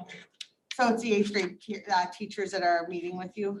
Yeah, Okay, I mean, we have a regular scheduled meeting tomorrow and then we're gonna talk about graduation and see how they feel about things too. gotcha, all right. Okay. Yep. Okay, so that's graduation. I have another slide at the beginning, but I'll let Gary go for a Yeah, so we're minute. talking about 8th grade, and then I get to talk about kindergarten Kindergarten. screening. Yeah. Get it in the end. Yes. So the district will be conducting screenings for our incoming kindergarten students. They will be held next Tuesday, March 23rd, Wednesday, March 24th, right here, actually in the room that we're sitting in. And COVID-19 safety procedures and protocols will be followed and implemented and adhered to. So we'll do the same thing that we do when we check in, check temps, certify, and make sure that we practice our social distancing and disinfecting as well. As of today, we have about 42 students signed up out of the 56 that are currently registered. So I used Sign Up Genius and found much success with that. And so we're going to do more of a SWAT team where the whole district is going to work together to get these students screened. And the purpose of the screening is to make recommendations for our Jumpstart kindergarten program and see what students meet their criteria to participate in that. And then also to help our kindergarten teams, teacher teams, to plan and create their class list for the fall. So, and then next month I'll talk about Mr. Martinez and I will be running and supervising summer school. So I'll present to you just our numbers with that and our plan for that as well. So that's next week. Thank you. Any questions? Thank you. Sure. Yeah, from kindergarten to 8th grade. Fifth Now we'll go grade, down the almost right in middle. the middle. Well, hello Lots of there. transitions. Good evening. How are you? Well, so I'm gonna speak to you about fifth grade transition. So last year, if you recall, we took a group of National Junior Honor Society students to each of the 4 elementary buildings to where they're able to meet those 5th graders, have a great conversation. Then we kind of did the flip where the 5th grade students then came to Central and had a tour. Due to the pandemic, we cannot do that.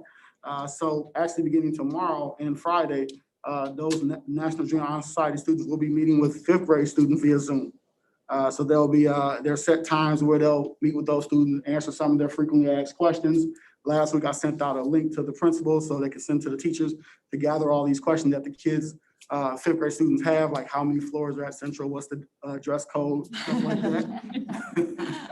So we're gonna do that. In addition to, I'm gonna create a virtual, like a video, like a tour of Central with teacher interviews to where teachers will, so 5th grade students will be able to see the inside of Central and meet some of the staff. In addition to that, on March 30th, we're gonna do a parent night, well, virtual parent night, to where parents will meet the administration, as well as our new principal, and be able to ask some questions as well. So we'll do that March 30th. March 30th is like a Zoom then for them? Correct. Yes. Well, it's gonna be something to this. So it's not Zoom. I think Alex is supposed to show me how to set it up to where we can live stream it. We broadcast like we broadcast the school board meetings. Oh, great. Walking around with a GoPro, Alex. No, I won't be. He's gonna show me how to do it. So I told him just let me know that I'll get it going. That's great. What are those things called that are, you know how to drive them, Claudia? Oh, the Drones. Yeah. Drone footage. You get one, I'll learn how to work it. Don't do it. Any questions for Mr. Richmond and the team? I'm looking forward to seeing what's going on with the 5th graders. That sounds like a great Yeah. compromise of letting the kids from Central talk to the kids in class. So we have to try and do something for them, right? Yeah, it's gonna be really, they're looking forward to, I met with those students, the National Honor Society students this morning. And I gave them like the top 10 questions that the 5th graders had. Uh-huh. And, we kind of talked about some of the responses, and I believe I'm gonna put them in breakout rooms with groups of students tomorrow. It should be fun. That sounds great. And then parents will get the opportunity on March 30th to Correct. enjoy a live streaming of something with yourself. No drones or, what do you call those things? We also shared our link, GoPros? we shared our link for parents to also, shoot their questions at us in terms of, interests and curiosities they may have about Central. We have a beautiful school at Central. We are so proud of how it looks and everybody in the staff and what a great job they're doing with our kids this year. So I'm sure people will be excited to learn all about it. I am so thankful, may I say that, to the Central staff, middle school staff, and your planning and putting this together. I think this is gonna be exciting. especially for parents, first-time parents going to middle school. You know, we hope this will alleviate some of the concerns and the fears that you wonder what's gonna happen to my little baby. But having students talk to students, I think, is truly a great way to introduce them to the middle school. And we have such great teachers there that can explain the curriculum, and thank you to Alex too for helping out. We really appreciate that too, bring the creativity. What age students are talking to the fifth graders? Is it Yeah, the sixth 7th and 8th graders? graders. The seventh and eighth, okay. Yeah, because sixth grade, I don't think they're gonna identify it I as. wanna make my daughter talk. Get up. All right, so, thank you. Anyone have any Very creative. questions? No, Yes, great. very Thank you good, so thank much. you. It's awesome. Very good, thank you so much. We're gonna talk about IAR testing. All right. And this is just a quick assessment update. I think I've given one for the last few weeks. So I think the last time we still weren't sure, I think, but now we know for sure that we do have to administer the test. The waiver only went through for the portion that we don't have to have the 95% test. So if some of our remote learners don't come in, we won't be held, it won't be held against us for that. They did give districts the option to push these tests into the fall.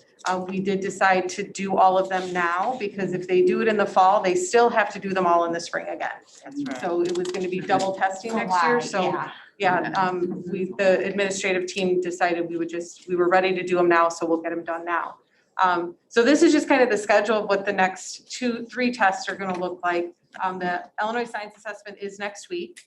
And we have, so far we have 72 kids that are registered to come in and take that. So 72 of our remote learners have signed up to come in and do the test. Central's doing it all in one day. 8th grade teachers felt that was better just to have those kids in one day and just kind of space it out and get it done. And we have 44 of our 8th graders are coming back just for that. And then 5th grade is gonna do it at the exact same time that they're doing in-person testing, so that there's not like, now where's my teacher, because she's gonna be testing the students. So that's on the 23rd, 24th, and 25th for about an hour and a half. And each school different. I mean, Southwest only has 4 coming in, but they have most of their kids in already, so they're already there. So 72, I thought that was pretty good. They still have till Friday to register, but they're coming in to register for that. OLSAT is the cognitive ability test that we give for our to all students universally 2nd and 5th grade as one of the elements to look at for placement in the Project Tree program. And that is happening for our in-person the week of the 22nd. The remote, they'll schedule the next week. The classroom teachers don't administer that, the gifted teachers do, so they won't miss not being in the classroom. And so far we have 29 2nd graders that are scheduled to come in and test and 24 5th graders. What did we do with the kids last year? So I don't think we did the test. So we didn't. We tried to do it and then there were the computer issues. So what we're Right. doing now is we're gonna ask for recommendations from the teachers of who, you know, it would be, we could always give that again, but it really helped us with understanding who are we maybe missing for, because they're identified first and third at the end of 2nd grade. So that's when we catch 95+% of our kids are caught then. Okay. But then at the end of 5th grade, it kind of says, can the kids stay in the program, or are there some that maybe have grown to the extent where now they can qualify for the program? So we'll do some of that testing also, just at Central with those 6th graders. That part's not on the schedule. Then for the Illinois Assessment of Readiness, that we have our window there for April 19th. We did extend the window a couple weeks because we know we need to get those remote learners in. We don't have a remote learning schedule set for that. We wanted to get through these and see how, and this was great that this many signed up.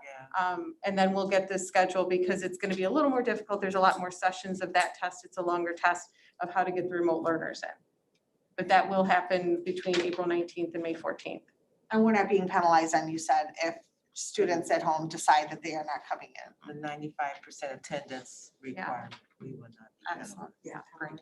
But we're not making it optional. We're telling our remote learners, this is the test. We expect you to come. You have to register if you come.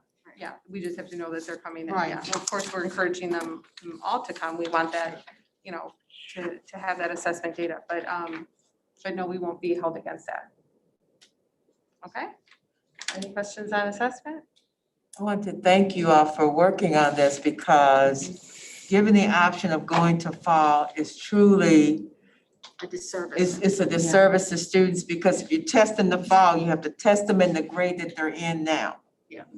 Oh, And then okay. test them again in the spring. And then in the test them next again in the spring. So Yeah, that trying would, to thank you so much for Mhm. working on this and with the administrative team. The team automatically said, let's do this now. Yeah, let's tackle it.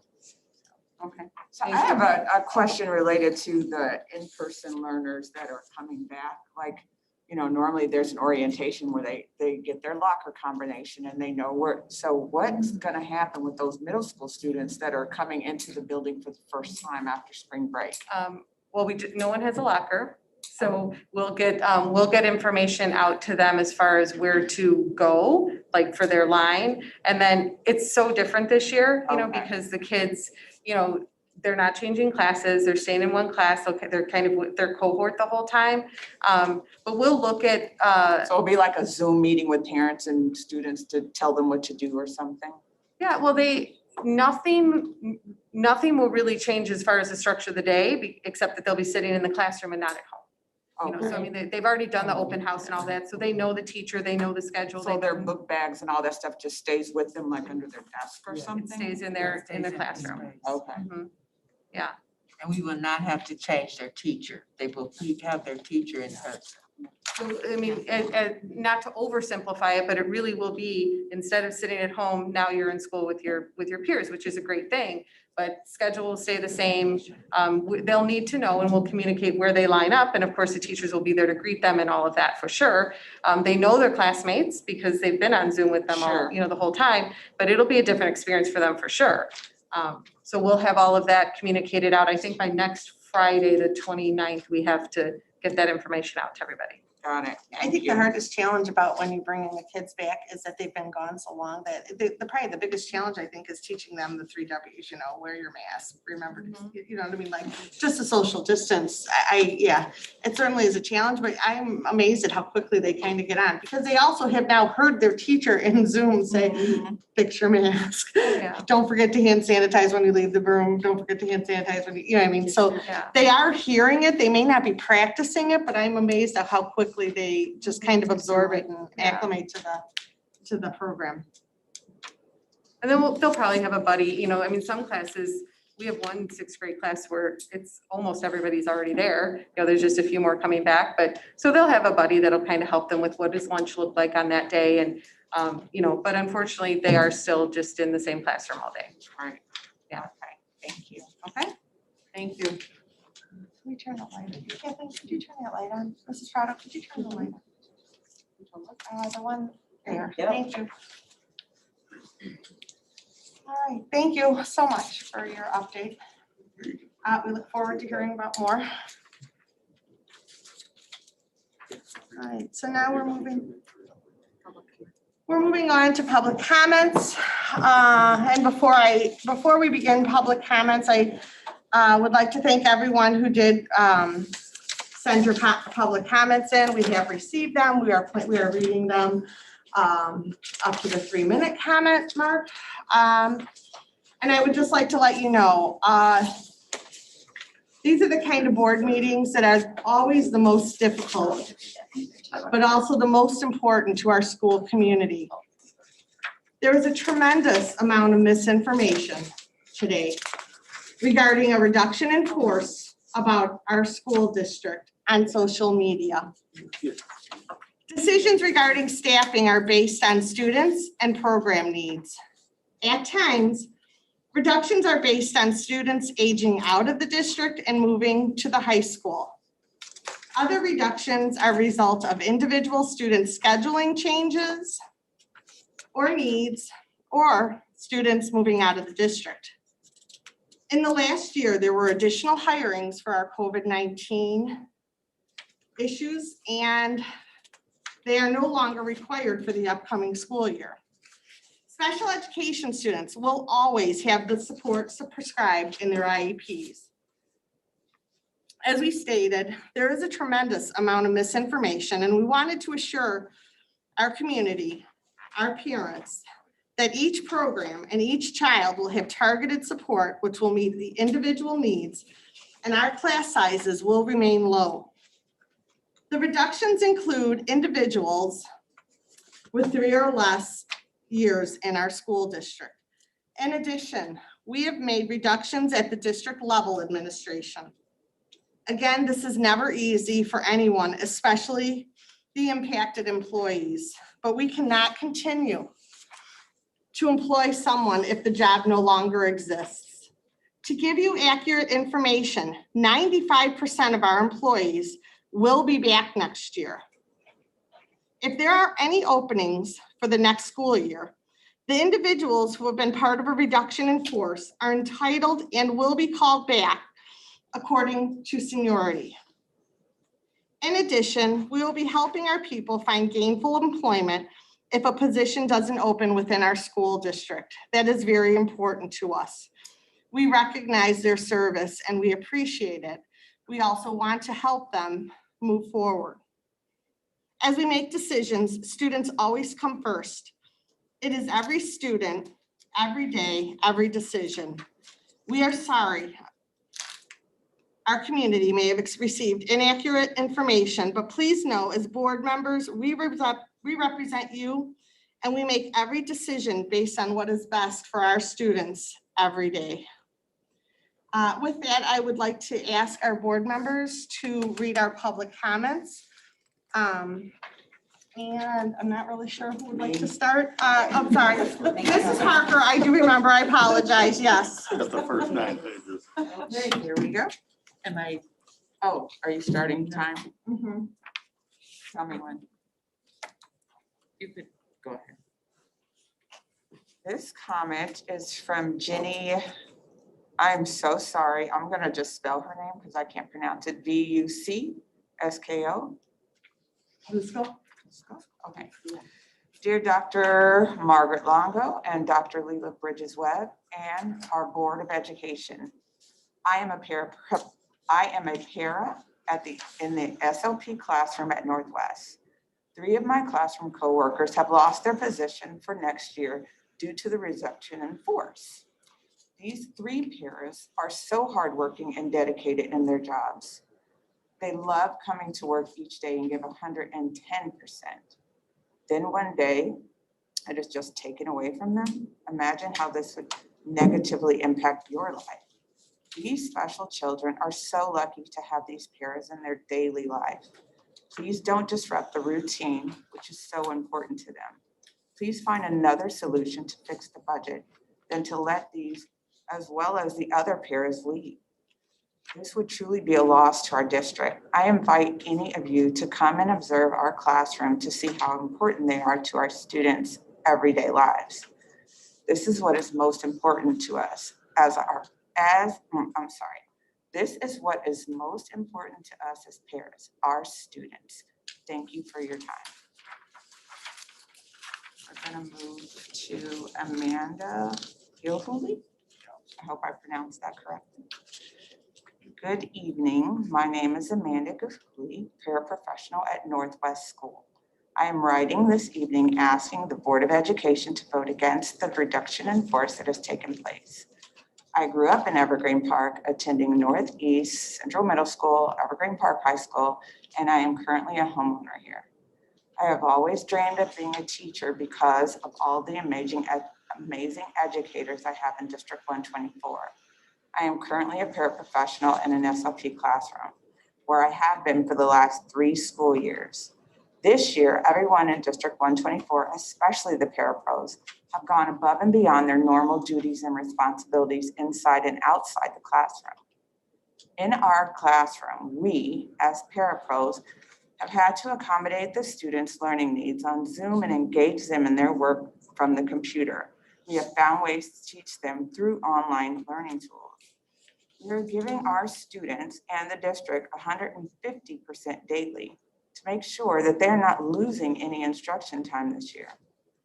We are accommodating to their needs to move around the classroom and do their specials on Zoom. Every day brings new challenges, and we all bring new ideas to find solutions. I'm completely blindsided, upset, and disappointed by this reduction in force because I have been here through negotiations and the last contract. I have worked with our students with special needs and have loved every one of them like my own these last 3 years. I will not stop showing up for them every day because administration thinks they need to lay off vital District 124 staff. Every day when that bell rings, paraprofessionals are the ones that make sure the students are safe and in a healthy learning environment. I would think that the new stimulus package, President Biden's American Rescue Plan, District 124 would be able to use the approximate $130 billion to assist the K through 12 schools. This equals out to about $2,900 per public school student, depending on the school district. Why couldn't this relief package be used to help fund the paraprofessional salaries in order to accommodate all the needs of the students? Again, I am disappointed that administration has decided to slash staffing and budgeting at the cost of the students, especially those with special needs. Thank you.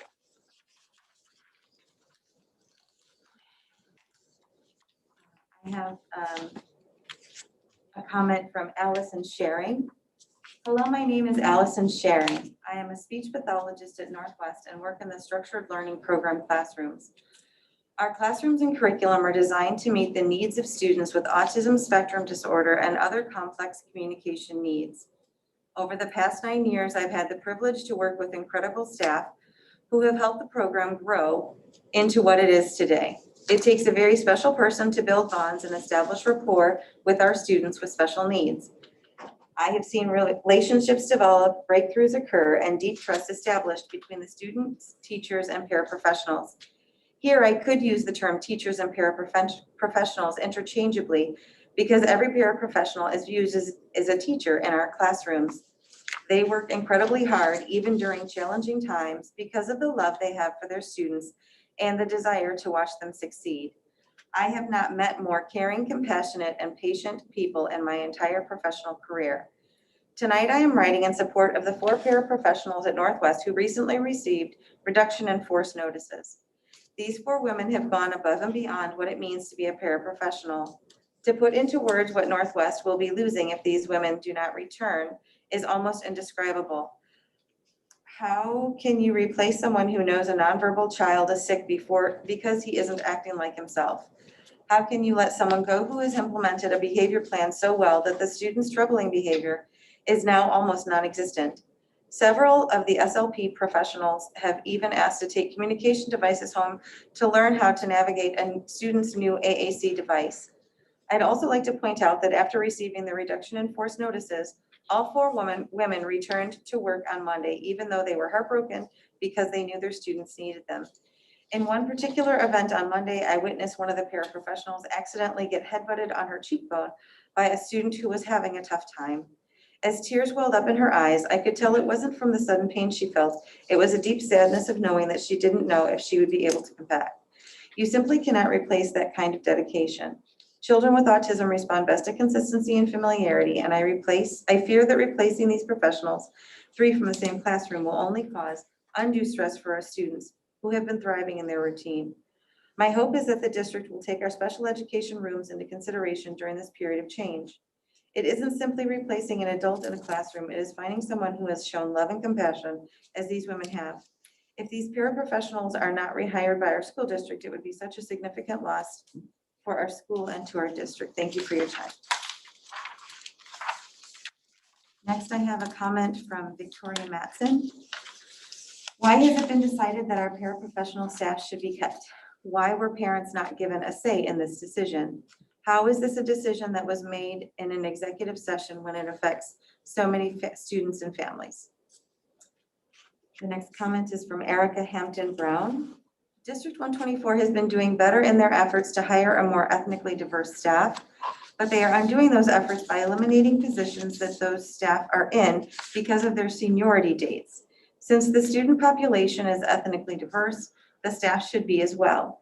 Laying off paraprofessional staff who add diversity to the staffing here in District 124 will do a disservice to the ethnically diverse student population. The next comment is from Mrs. Mueller, Ms. Hind, and Ms. Majewski.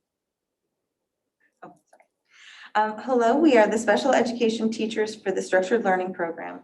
On Friday, 4 professionals and paraprofessionals at Northwest were notified they were being let go at the end of the school year due to a reduction in force.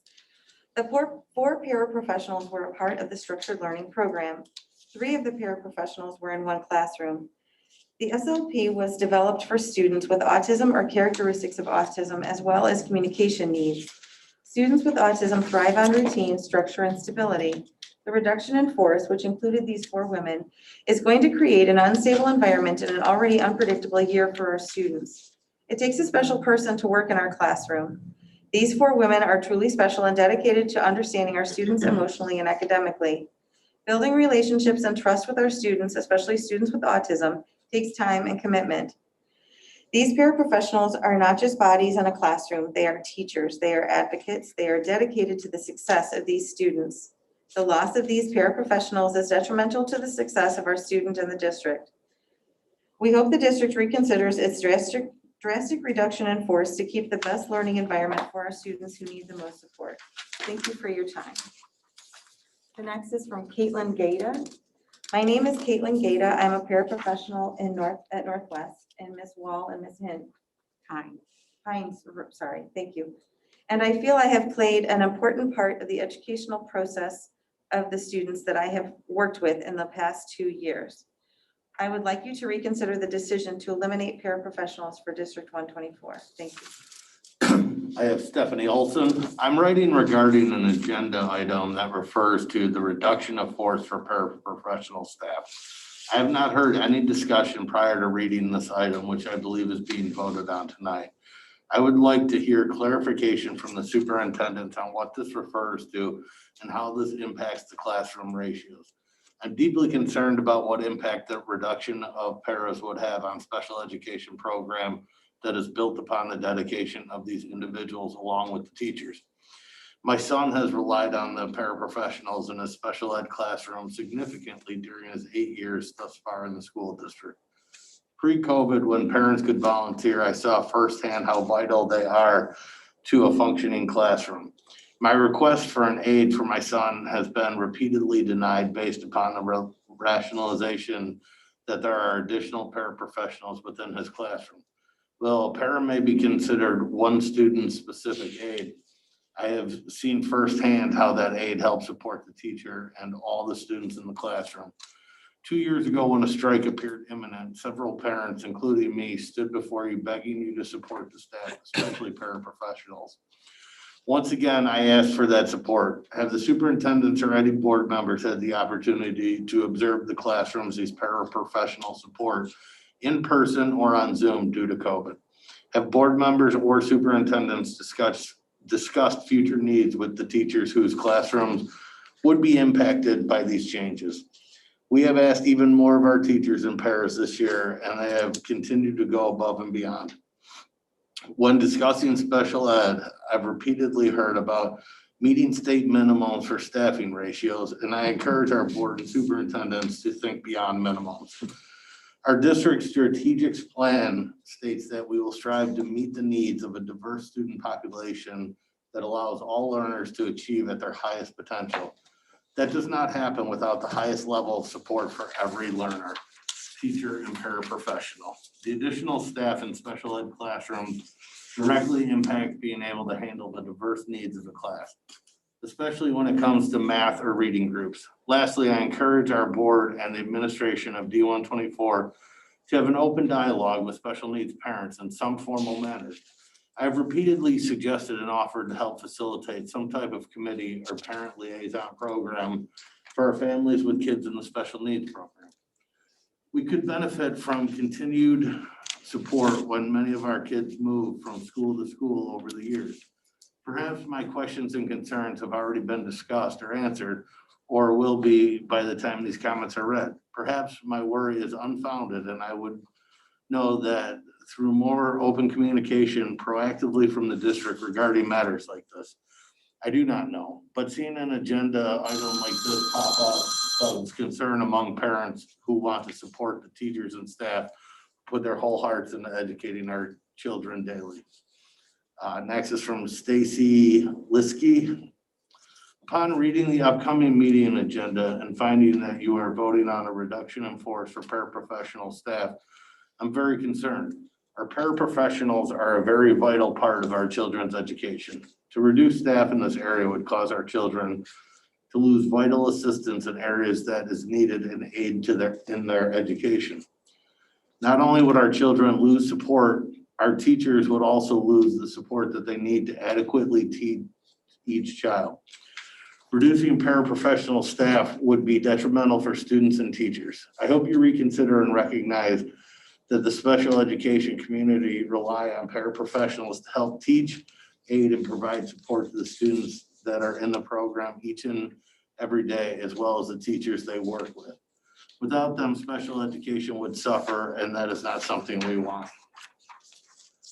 This one's from Pat Cronin. Good evening, and thank you for the opportunity to address the Board of Education tonight. Honestly, I do not even know where to begin. First, are our children's needs being put first when making some of the recent staffing budget decisions? Then there is COVID. Teachers teaching synchronously. Daily, we have many staff members having to be reassigned last minute to adjust staffing needs due to a shortage of sub, mindfulness, and safety, to name a few. Yes, you have to applaud our staff for going above and beyond during this unprecedented year. These staff members have done so to assure that our in-person and remote students' needs are being put first so they can have a safe and nurturing learning environment. Now we have been informed that after reviewing staff and budget for next year, the administration decided to RIF numerous staff members. This also brings up more questions. Are all these cuts absolutely necessary? Is it possible to reduce the budget in areas other than dismissing our much needed staff? Are you only looking at numbers when making staffing cuts? Before approving these staff reductions, I implore all the board members, all of the district administrative staff, and all of the building administrative staff to spend an entire day, not just pop in for a couple of minutes, in each of our special education classrooms to observe what happens in there during the day. After doing this, I can assure you that you will realize that the positions you want to RIF are essential positions needed in our schools. Also, many of these paras have spent numerous hours in specialized training to work specifically with our students needing consistent support and adult supervision. In addition, didn't the district already receive a big COVID stimulus payment, and aren't you awaiting yet another one? Wouldn't these funds more than cover the budget issues that you considered when making the RIF decisions? Therefore, before you approve the RIF, these essential staff members, please again review the budget and discover other areas where the necessary budget cuts can be taken from. Thank you. This comment is from S. Wright, R-E-I-T-Z. Why does the school board constantly fight to pay our school workers less when it seems obvious that the residents of Evergreen Park are constantly asking you that we pay them more? We have voted in support of raising our taxes so that our quality educators can make a competitive wage. Why doesn't the school board act in the best interest of our children? I feel as if the board is trying to sabotage our district's favorable reputation. I implore you, listen to the people who voted for you, represent the people of Evergreen Park, and provide the necessary funding for our children to receive an education that is more than just adequate. Next comment is from Julie Goike. As a parent of a child that thrives with the support of a paraprofessional, I am disappointed that reading the agenda notes is the first I have heard of the vote on the reduction in force for paraprofessional staff.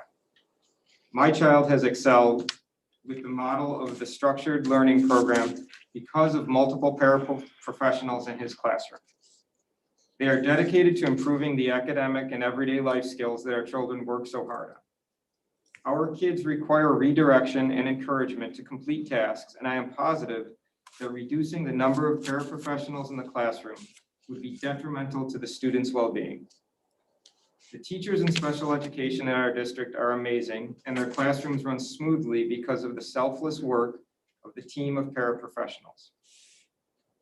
Our kids have become comfortable with the paraprofessionals that work with them daily, and they benefit from the variety of smiling faces that are there to keep them on task and encourage them both academically and emotionally.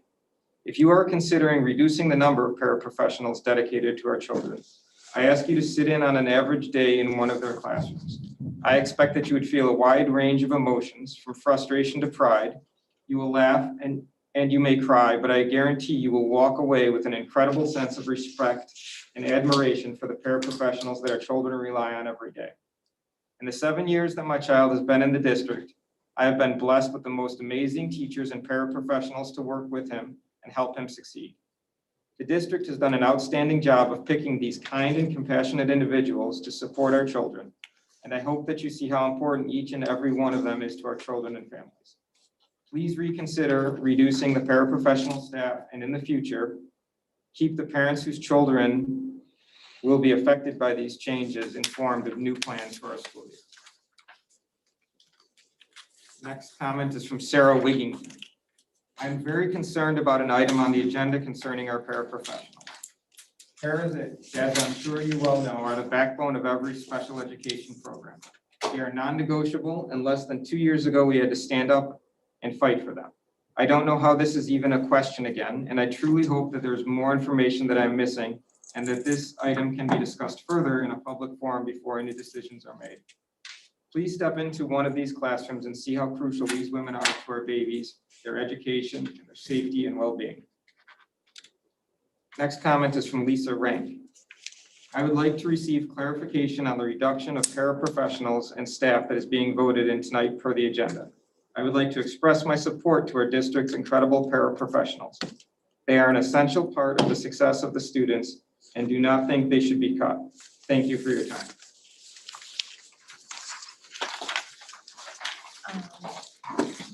If there are no more public comments that were submitted, that will end the public comment.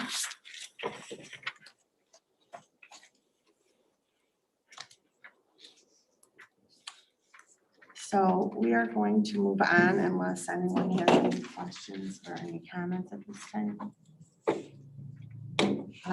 Moving on to board reports. The Aero Governing Board Report meeting board report will be given by Gina Cannon tonight. Yeah, we had the meeting Monday night, and as we all heard, the building is $10 million, $10 to $13 million over plan. They did some changes, and now it's pretty much 49,900,000 and something, so they got it to 50,000. Some of the changes were there were 3 courtyards and the gym was, out back towards the back of the building. Now the gym's in the middle and there's 2 courtyards. I don't know if you guys want to see some of the plans and just some of the interior stuff, like carpeting or lighting and, stuff like that. They kind of chose different stuff and got the budget down. Does anybody want to see these? I have big rolled up ones too out in the car. I have, and I also have booklets for you that I will make sure you get. That we had our meeting. What else? The HB 40 bill that was when the child turned 22, on that day they were done with Aero. Now they're letting them finish out the school year. So if they turn 22 in October, they can go through the rest of the school year. So that was good. Revis High School is accommodating the Aero graduation. So they were excited about that. Yeah, they were really excited about that. Another big thing is that if there's an interpreter at a special ed meeting, they have to be certified now. It can't just be, another staff member. They need a certificate. It requires 9 hours of training, 6 hours with special ed terminology. So that's something, that is going to affect us also. Let's see. Oh, Aero is now using Indeed to fill positions. They tried them out and they had success, so with a free trial. So now they're going to buy a subscription. They thanked us, 124, for finding them a summer school space. This one, the EP Farm is ready to take the students back. So that was, Great news. they were grateful for that, and that was good. The students, you know, they always like that, so that's a good thing. Back to a little bit of normal. They will be offering remote again for the fourth quarter. And because they've been in person since February 1st. They're offering both, but. you What's know, their they- percentage of in-person? Do you remember or no? I don't. Okay. No, I'm not even sure if, yeah, I don't No, remember. that's okay. Just curious. That was about it. It was a nice meeting. They had the Leggett architects there, showing us slides and stuff. So it's gonna be a nice center when it's, you know, built. I mean, even though when it's done, there's still gonna be, like the outside courtyards. I don't know if they're gonna be, because they want them to be learning spaces too, you know, in different levels and textures and all that kind of stuff. So I think that was some of the stuff that was maybe on, part of it on the back burner, not all of it, but, you know, eventually you get there. What's the time frame for the total bill? Well, they're just still in the planning stages, so I imagine like 2 years out. You know, by the time they break ground and. Do they have a date for breaking ground or? Not that I'm aware of. If they did, I missed it, but I don't believe so, no. You were looking for funding from the state. Yeah, we still gotta get all the Okay. funding, or, cause with the, Change in leadership. that and we lost half the funding that we were promised. I don't know if we would have ever gotten it or all of it, but We were promised by Mike Madden. we were promised $25 million, half the project, so right now, with all the school districts, we only have 25 million, so, and it's a $50 million project, so, and that's, you know, before you get into the building and this comes up and that comes up and adds to the budget and this and that, but it looks like it's gonna be a really, really nice building. Gosh. And that was it. They're offering the COVID vaccines too, you know, to their workforce. And some of them are taking advantage of it. And, you know, if we wanted, I kind of chuckled at this. The first of the 2 installment payments is due. We've discussed this September, August, or August, September of 21. The next one's January. If we wanted to, we can make an early payment. Oh. Hold on, what was the amount? You were told that Monday. Yeah, if we Yeah, wanted I don't to- believe we'll be making an Is there a early. discount for an early payment? Yes, 10% off? No, but What was just your- to put it out there, Not too sure how many people will, districts will take them up on that suggestion. yeah, we all kind of did the same thing that we just did here. It was like, okay, I'll get right on that. Yes. But that was it. It was nice to see everybody again. It was nice to see Dr. Cannell and Maggie in person and Oh, it was in not a person. little, it was in person. Revis hosted in their library. So it Oh. was, we each had our own little tables and Great. yeah, it was a nice meeting, very. Does anybody have informative. questions for Gina? Sounds very informative.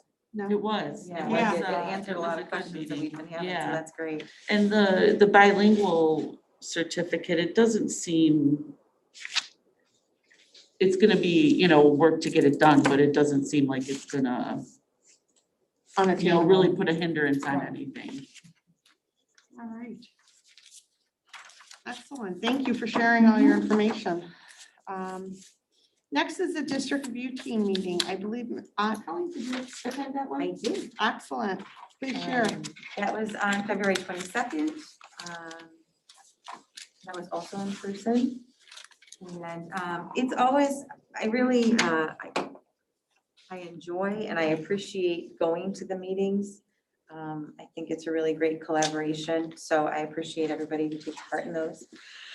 So there were some things that were from past meetings that they were just checking up on, for example, technology in the classrooms, getting double screens for the teachers and things like that. And then there was a lot of conversation about the calendar for next year and also making adjustments to the calendar this year, as obviously, you know, a whole lot different than it looked when we first started all of this long ago, a whole year ago.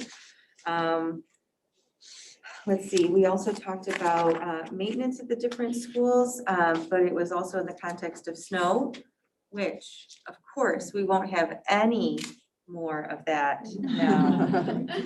Won't that be nice? I know, right? Like, oh, please, no, I have not put my shovel away, so, but that was a question, and what was. Dr. Webb said she did. Well, mine's not far, so even if I did put it away. But the questions were, you know, what is regularly scheduled maintenance and what was, you know, specific to the, you know, to COVID and specific to the snow and things like that. So it was just maintenance questions about that.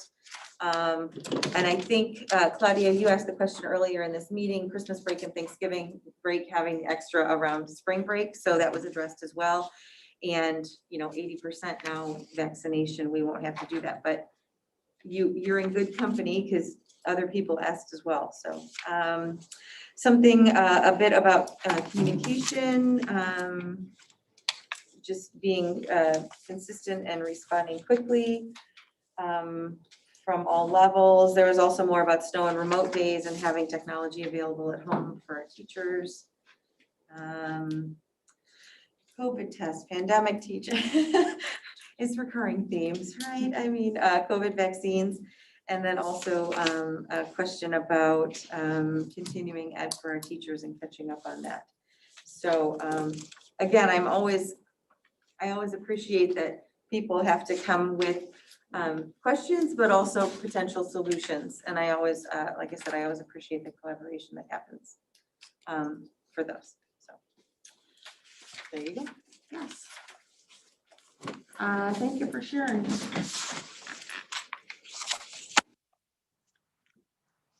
Does anybody have any questions for Colleen about the district review team meeting? There's another one coming up. All right, so are you being March 29th. March 29th? All right, so the next, if anyone doesn't have any questions, then Colleen, just let us know if you can't attend or you and This guy. all right, We'll figure it out. so the next is talking about the seating of the new board.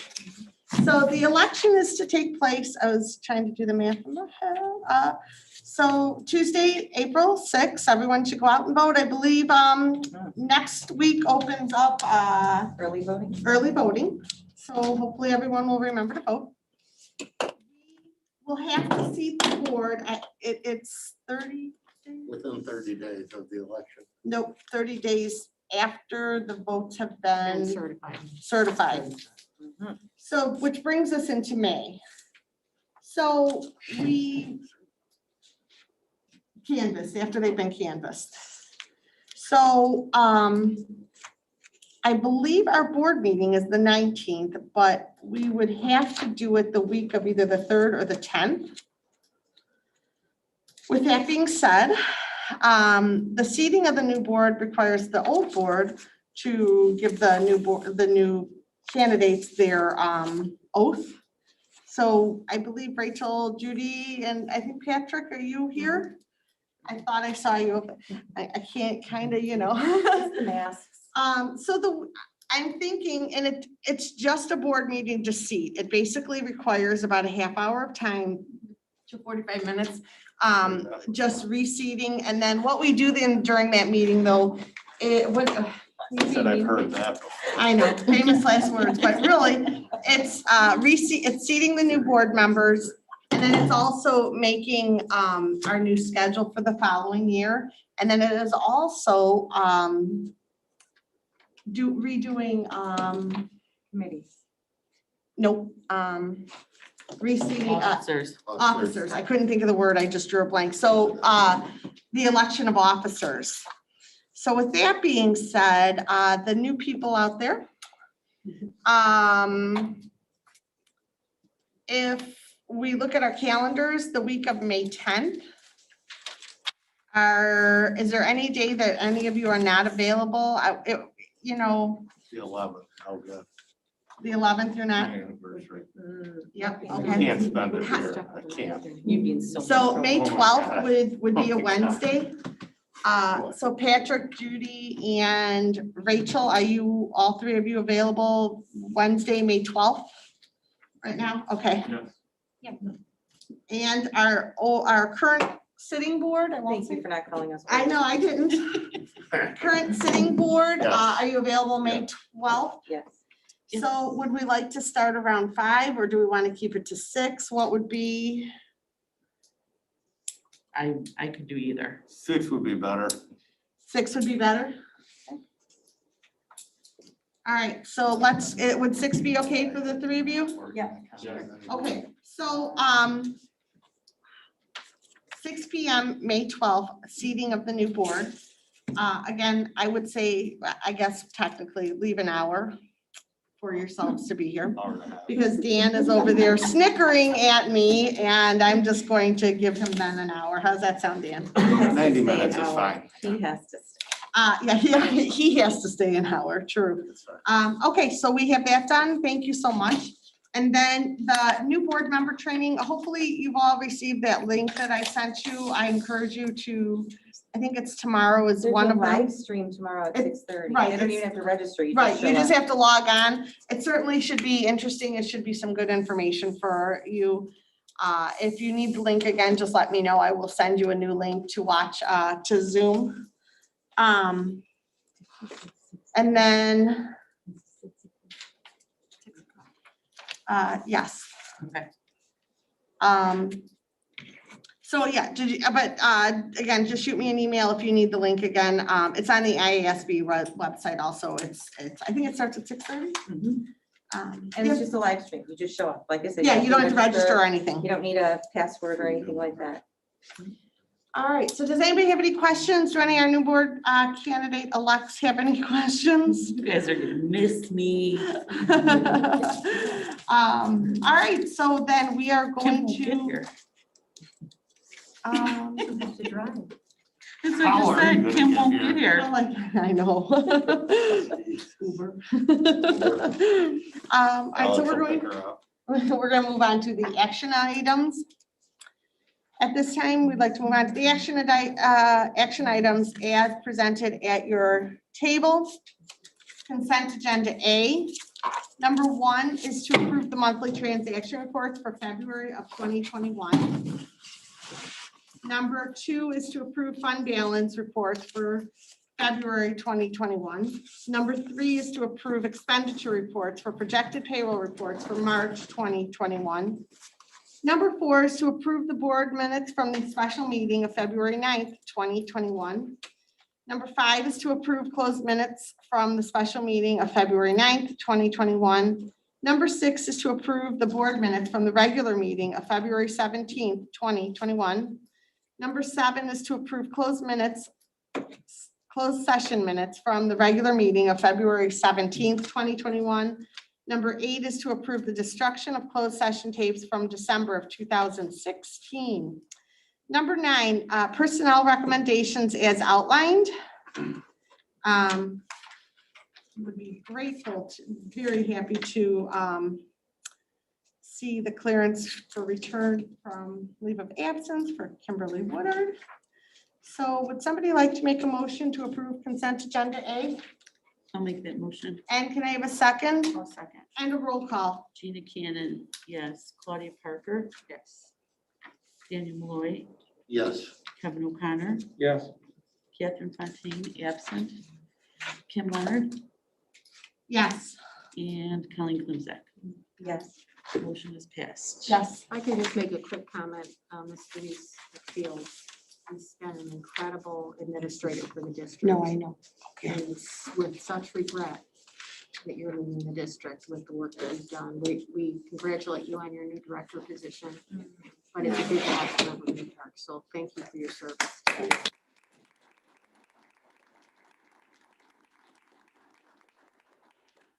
We are very saddened to see your name on the list, but very excited for your new opportunity and wish you much success in your new position.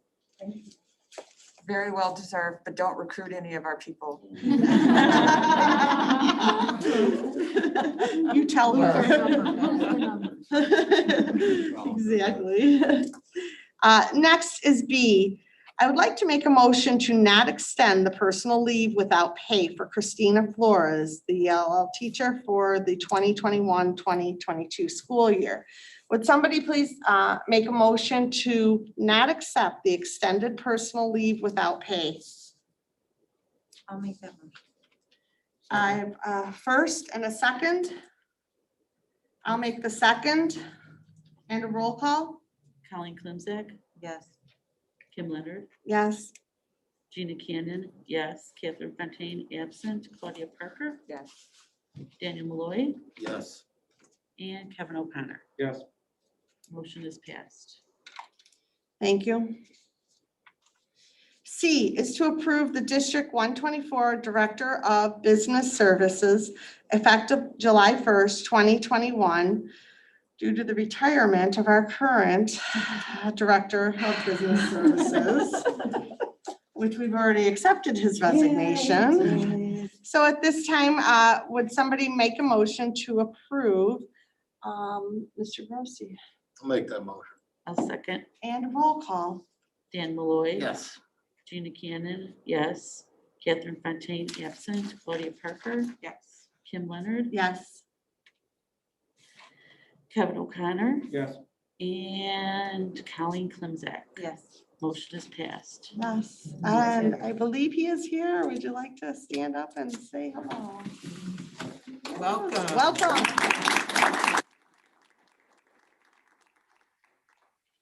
I just want to thank the Board of Education for giving me this opportunity. I'm truly honored, and I can't wait to start working with you guys.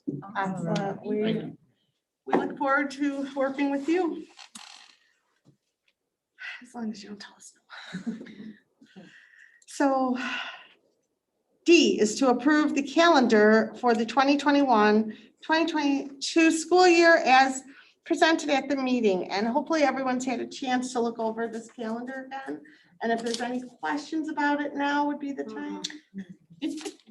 No, all right, so can Thank I? you for asking. There are no questions. Okay, so could somebody make that motion the first I'll make that motion. and a second? I'll second. And a roll call. Colleen Clemzak, Yes. Claudia Parker, Yes. Daniel Malloy, Yes. Kevin O'Connor, Yes. Kimberly Leonard, Yes. Gina Cannon, yes. Catherine Fontaine, absent. Motion is passed. All right, so I do apologize. We do have a little bag of goodies for our newly. That's right. Yes, so. Oh, a swag bag. Yes. and Alex is I gonna brought take my our original. picture. I brought my right. There you go. I did. Right? Like, Mine's in my wife's Just car. take mine off the plate I should for a call her minute. to bring it to me. I don't It runs for me. Here we go. I hear you. Saying it's D124 swag. He needs it. Great, thank you. All There you right. go. Congratulations. Thank you and welcome.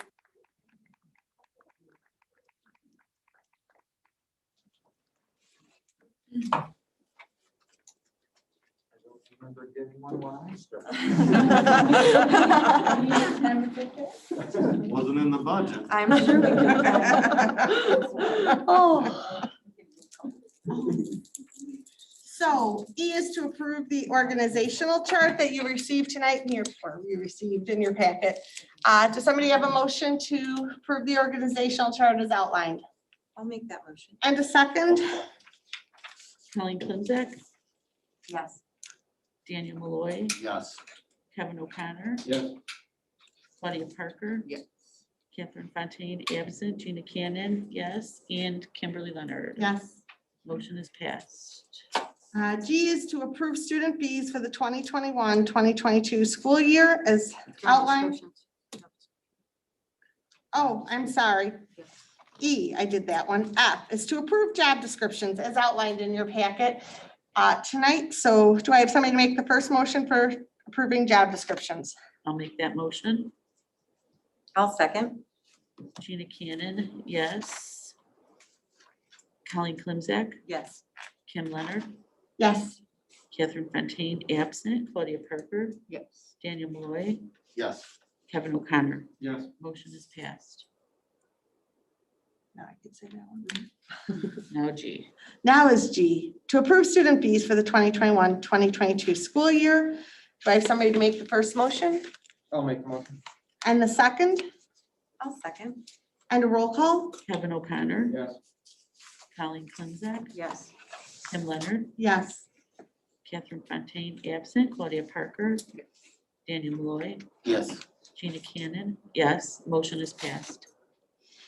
H is to approve the addendum to the arrangement letter with RSM dated June 23rd, 2020 for the audit of the financial statements of D124 and, as of and for the end of the year ended June 30th, 2020. Do I have somebody to make the first motion I'll make that motion. and a second Second.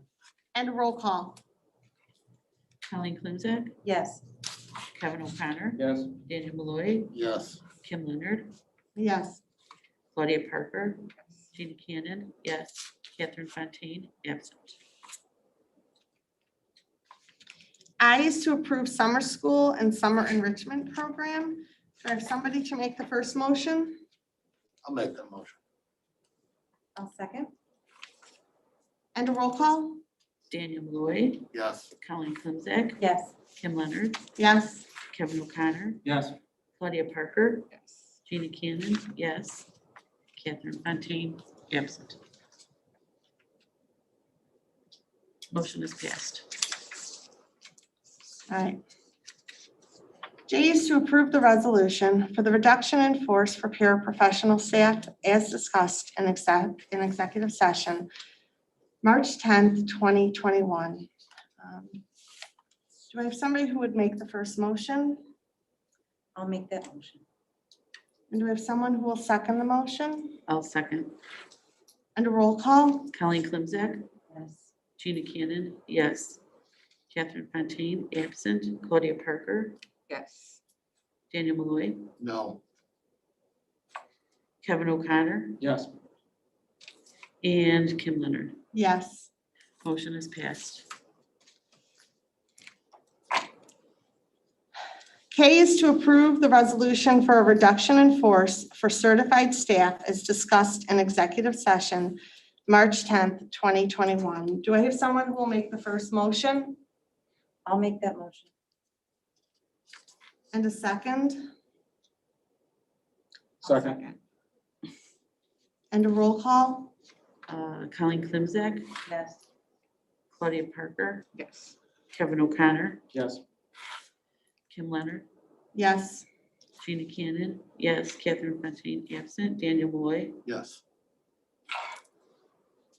motion is passed. L is to approve the resolution for non-renewal for non-tenured staff as discussed in executive session, March 10th, 2021. Do I have someone to make the first motion I'll make that motion. and a second I'll second. and a roll call? Gina Cannon, yes. Colleen Climzak, Yes. Kim Leonard, Yes. Daniel Malloy, Yes. Claudia Parker, Yes. Kevin O'Connor, Yes. Catherine Fontaine, absent. Motion is passed. M is to approve reclassification and reassignment of staff as discussed in executive session, March 10th, 2021. Do I have someone to make the first motion I'll make that motion. and a second Second. and a roll call? Colleen Climzak, Yes. Kevin O'Connor, Yes. Daniel Malloy, Yes. Claudia Parker, Yes. Catherine Fontaine, absent. Gina Cannon, yes. Kimberly Leonard, Yes. motion is passed. At this time, I would just, I just want to check on something. Summer school, are we gonna put this into the following meeting? The summer school, were we gonna, Not, was it gonna be, in the following meeting? We postponed the discussion. Summer school? we did, We approved it. They approved. Okay, so it's fine. Yes. Alright, so at this time, we are going to make a motion to recess to closed session. There will be action taken after we return. It's 8:45 now. I don't anticipate we would be out of closed session before 10 o'clock, but we will be taking action. So at this time, I'd like to make a motion to recess to closed session to discuss the appointment, employment, compensation, discipline, performance, or dismissal of a specific employee of the district or legal counsel for the district, including hearing testimony on a complaint lodged against an employee or against legal counsel for the district to determine its validity. Do I have someone to make the first motion? And the second? And a roll call? Kim Leonard. Yes. Colleen Clemzak. Yes. Claudia Parker. Yes. Catherine Fontaine, absent. Daniel Malloy. Yes. Kevin O'Connor. Yes. And Gina Cannon, motion is passed. When you're ready. Hi, we are resuming our open meeting at 9:52 PM, March 17th. We will be making motions we will be taking action from closed executive session tonight. The first one is going to be, I'd like to make a motion, I'm sorry. Give me It's one second. N. It's N, N. all right. And then Action item. P, make a recommendation to approve the job description of the Director of Curriculum Instruction and Educational Technology. Do I have somebody to make the motion to accept the job description as outlined? I'll make that motion. And a second? I'll second.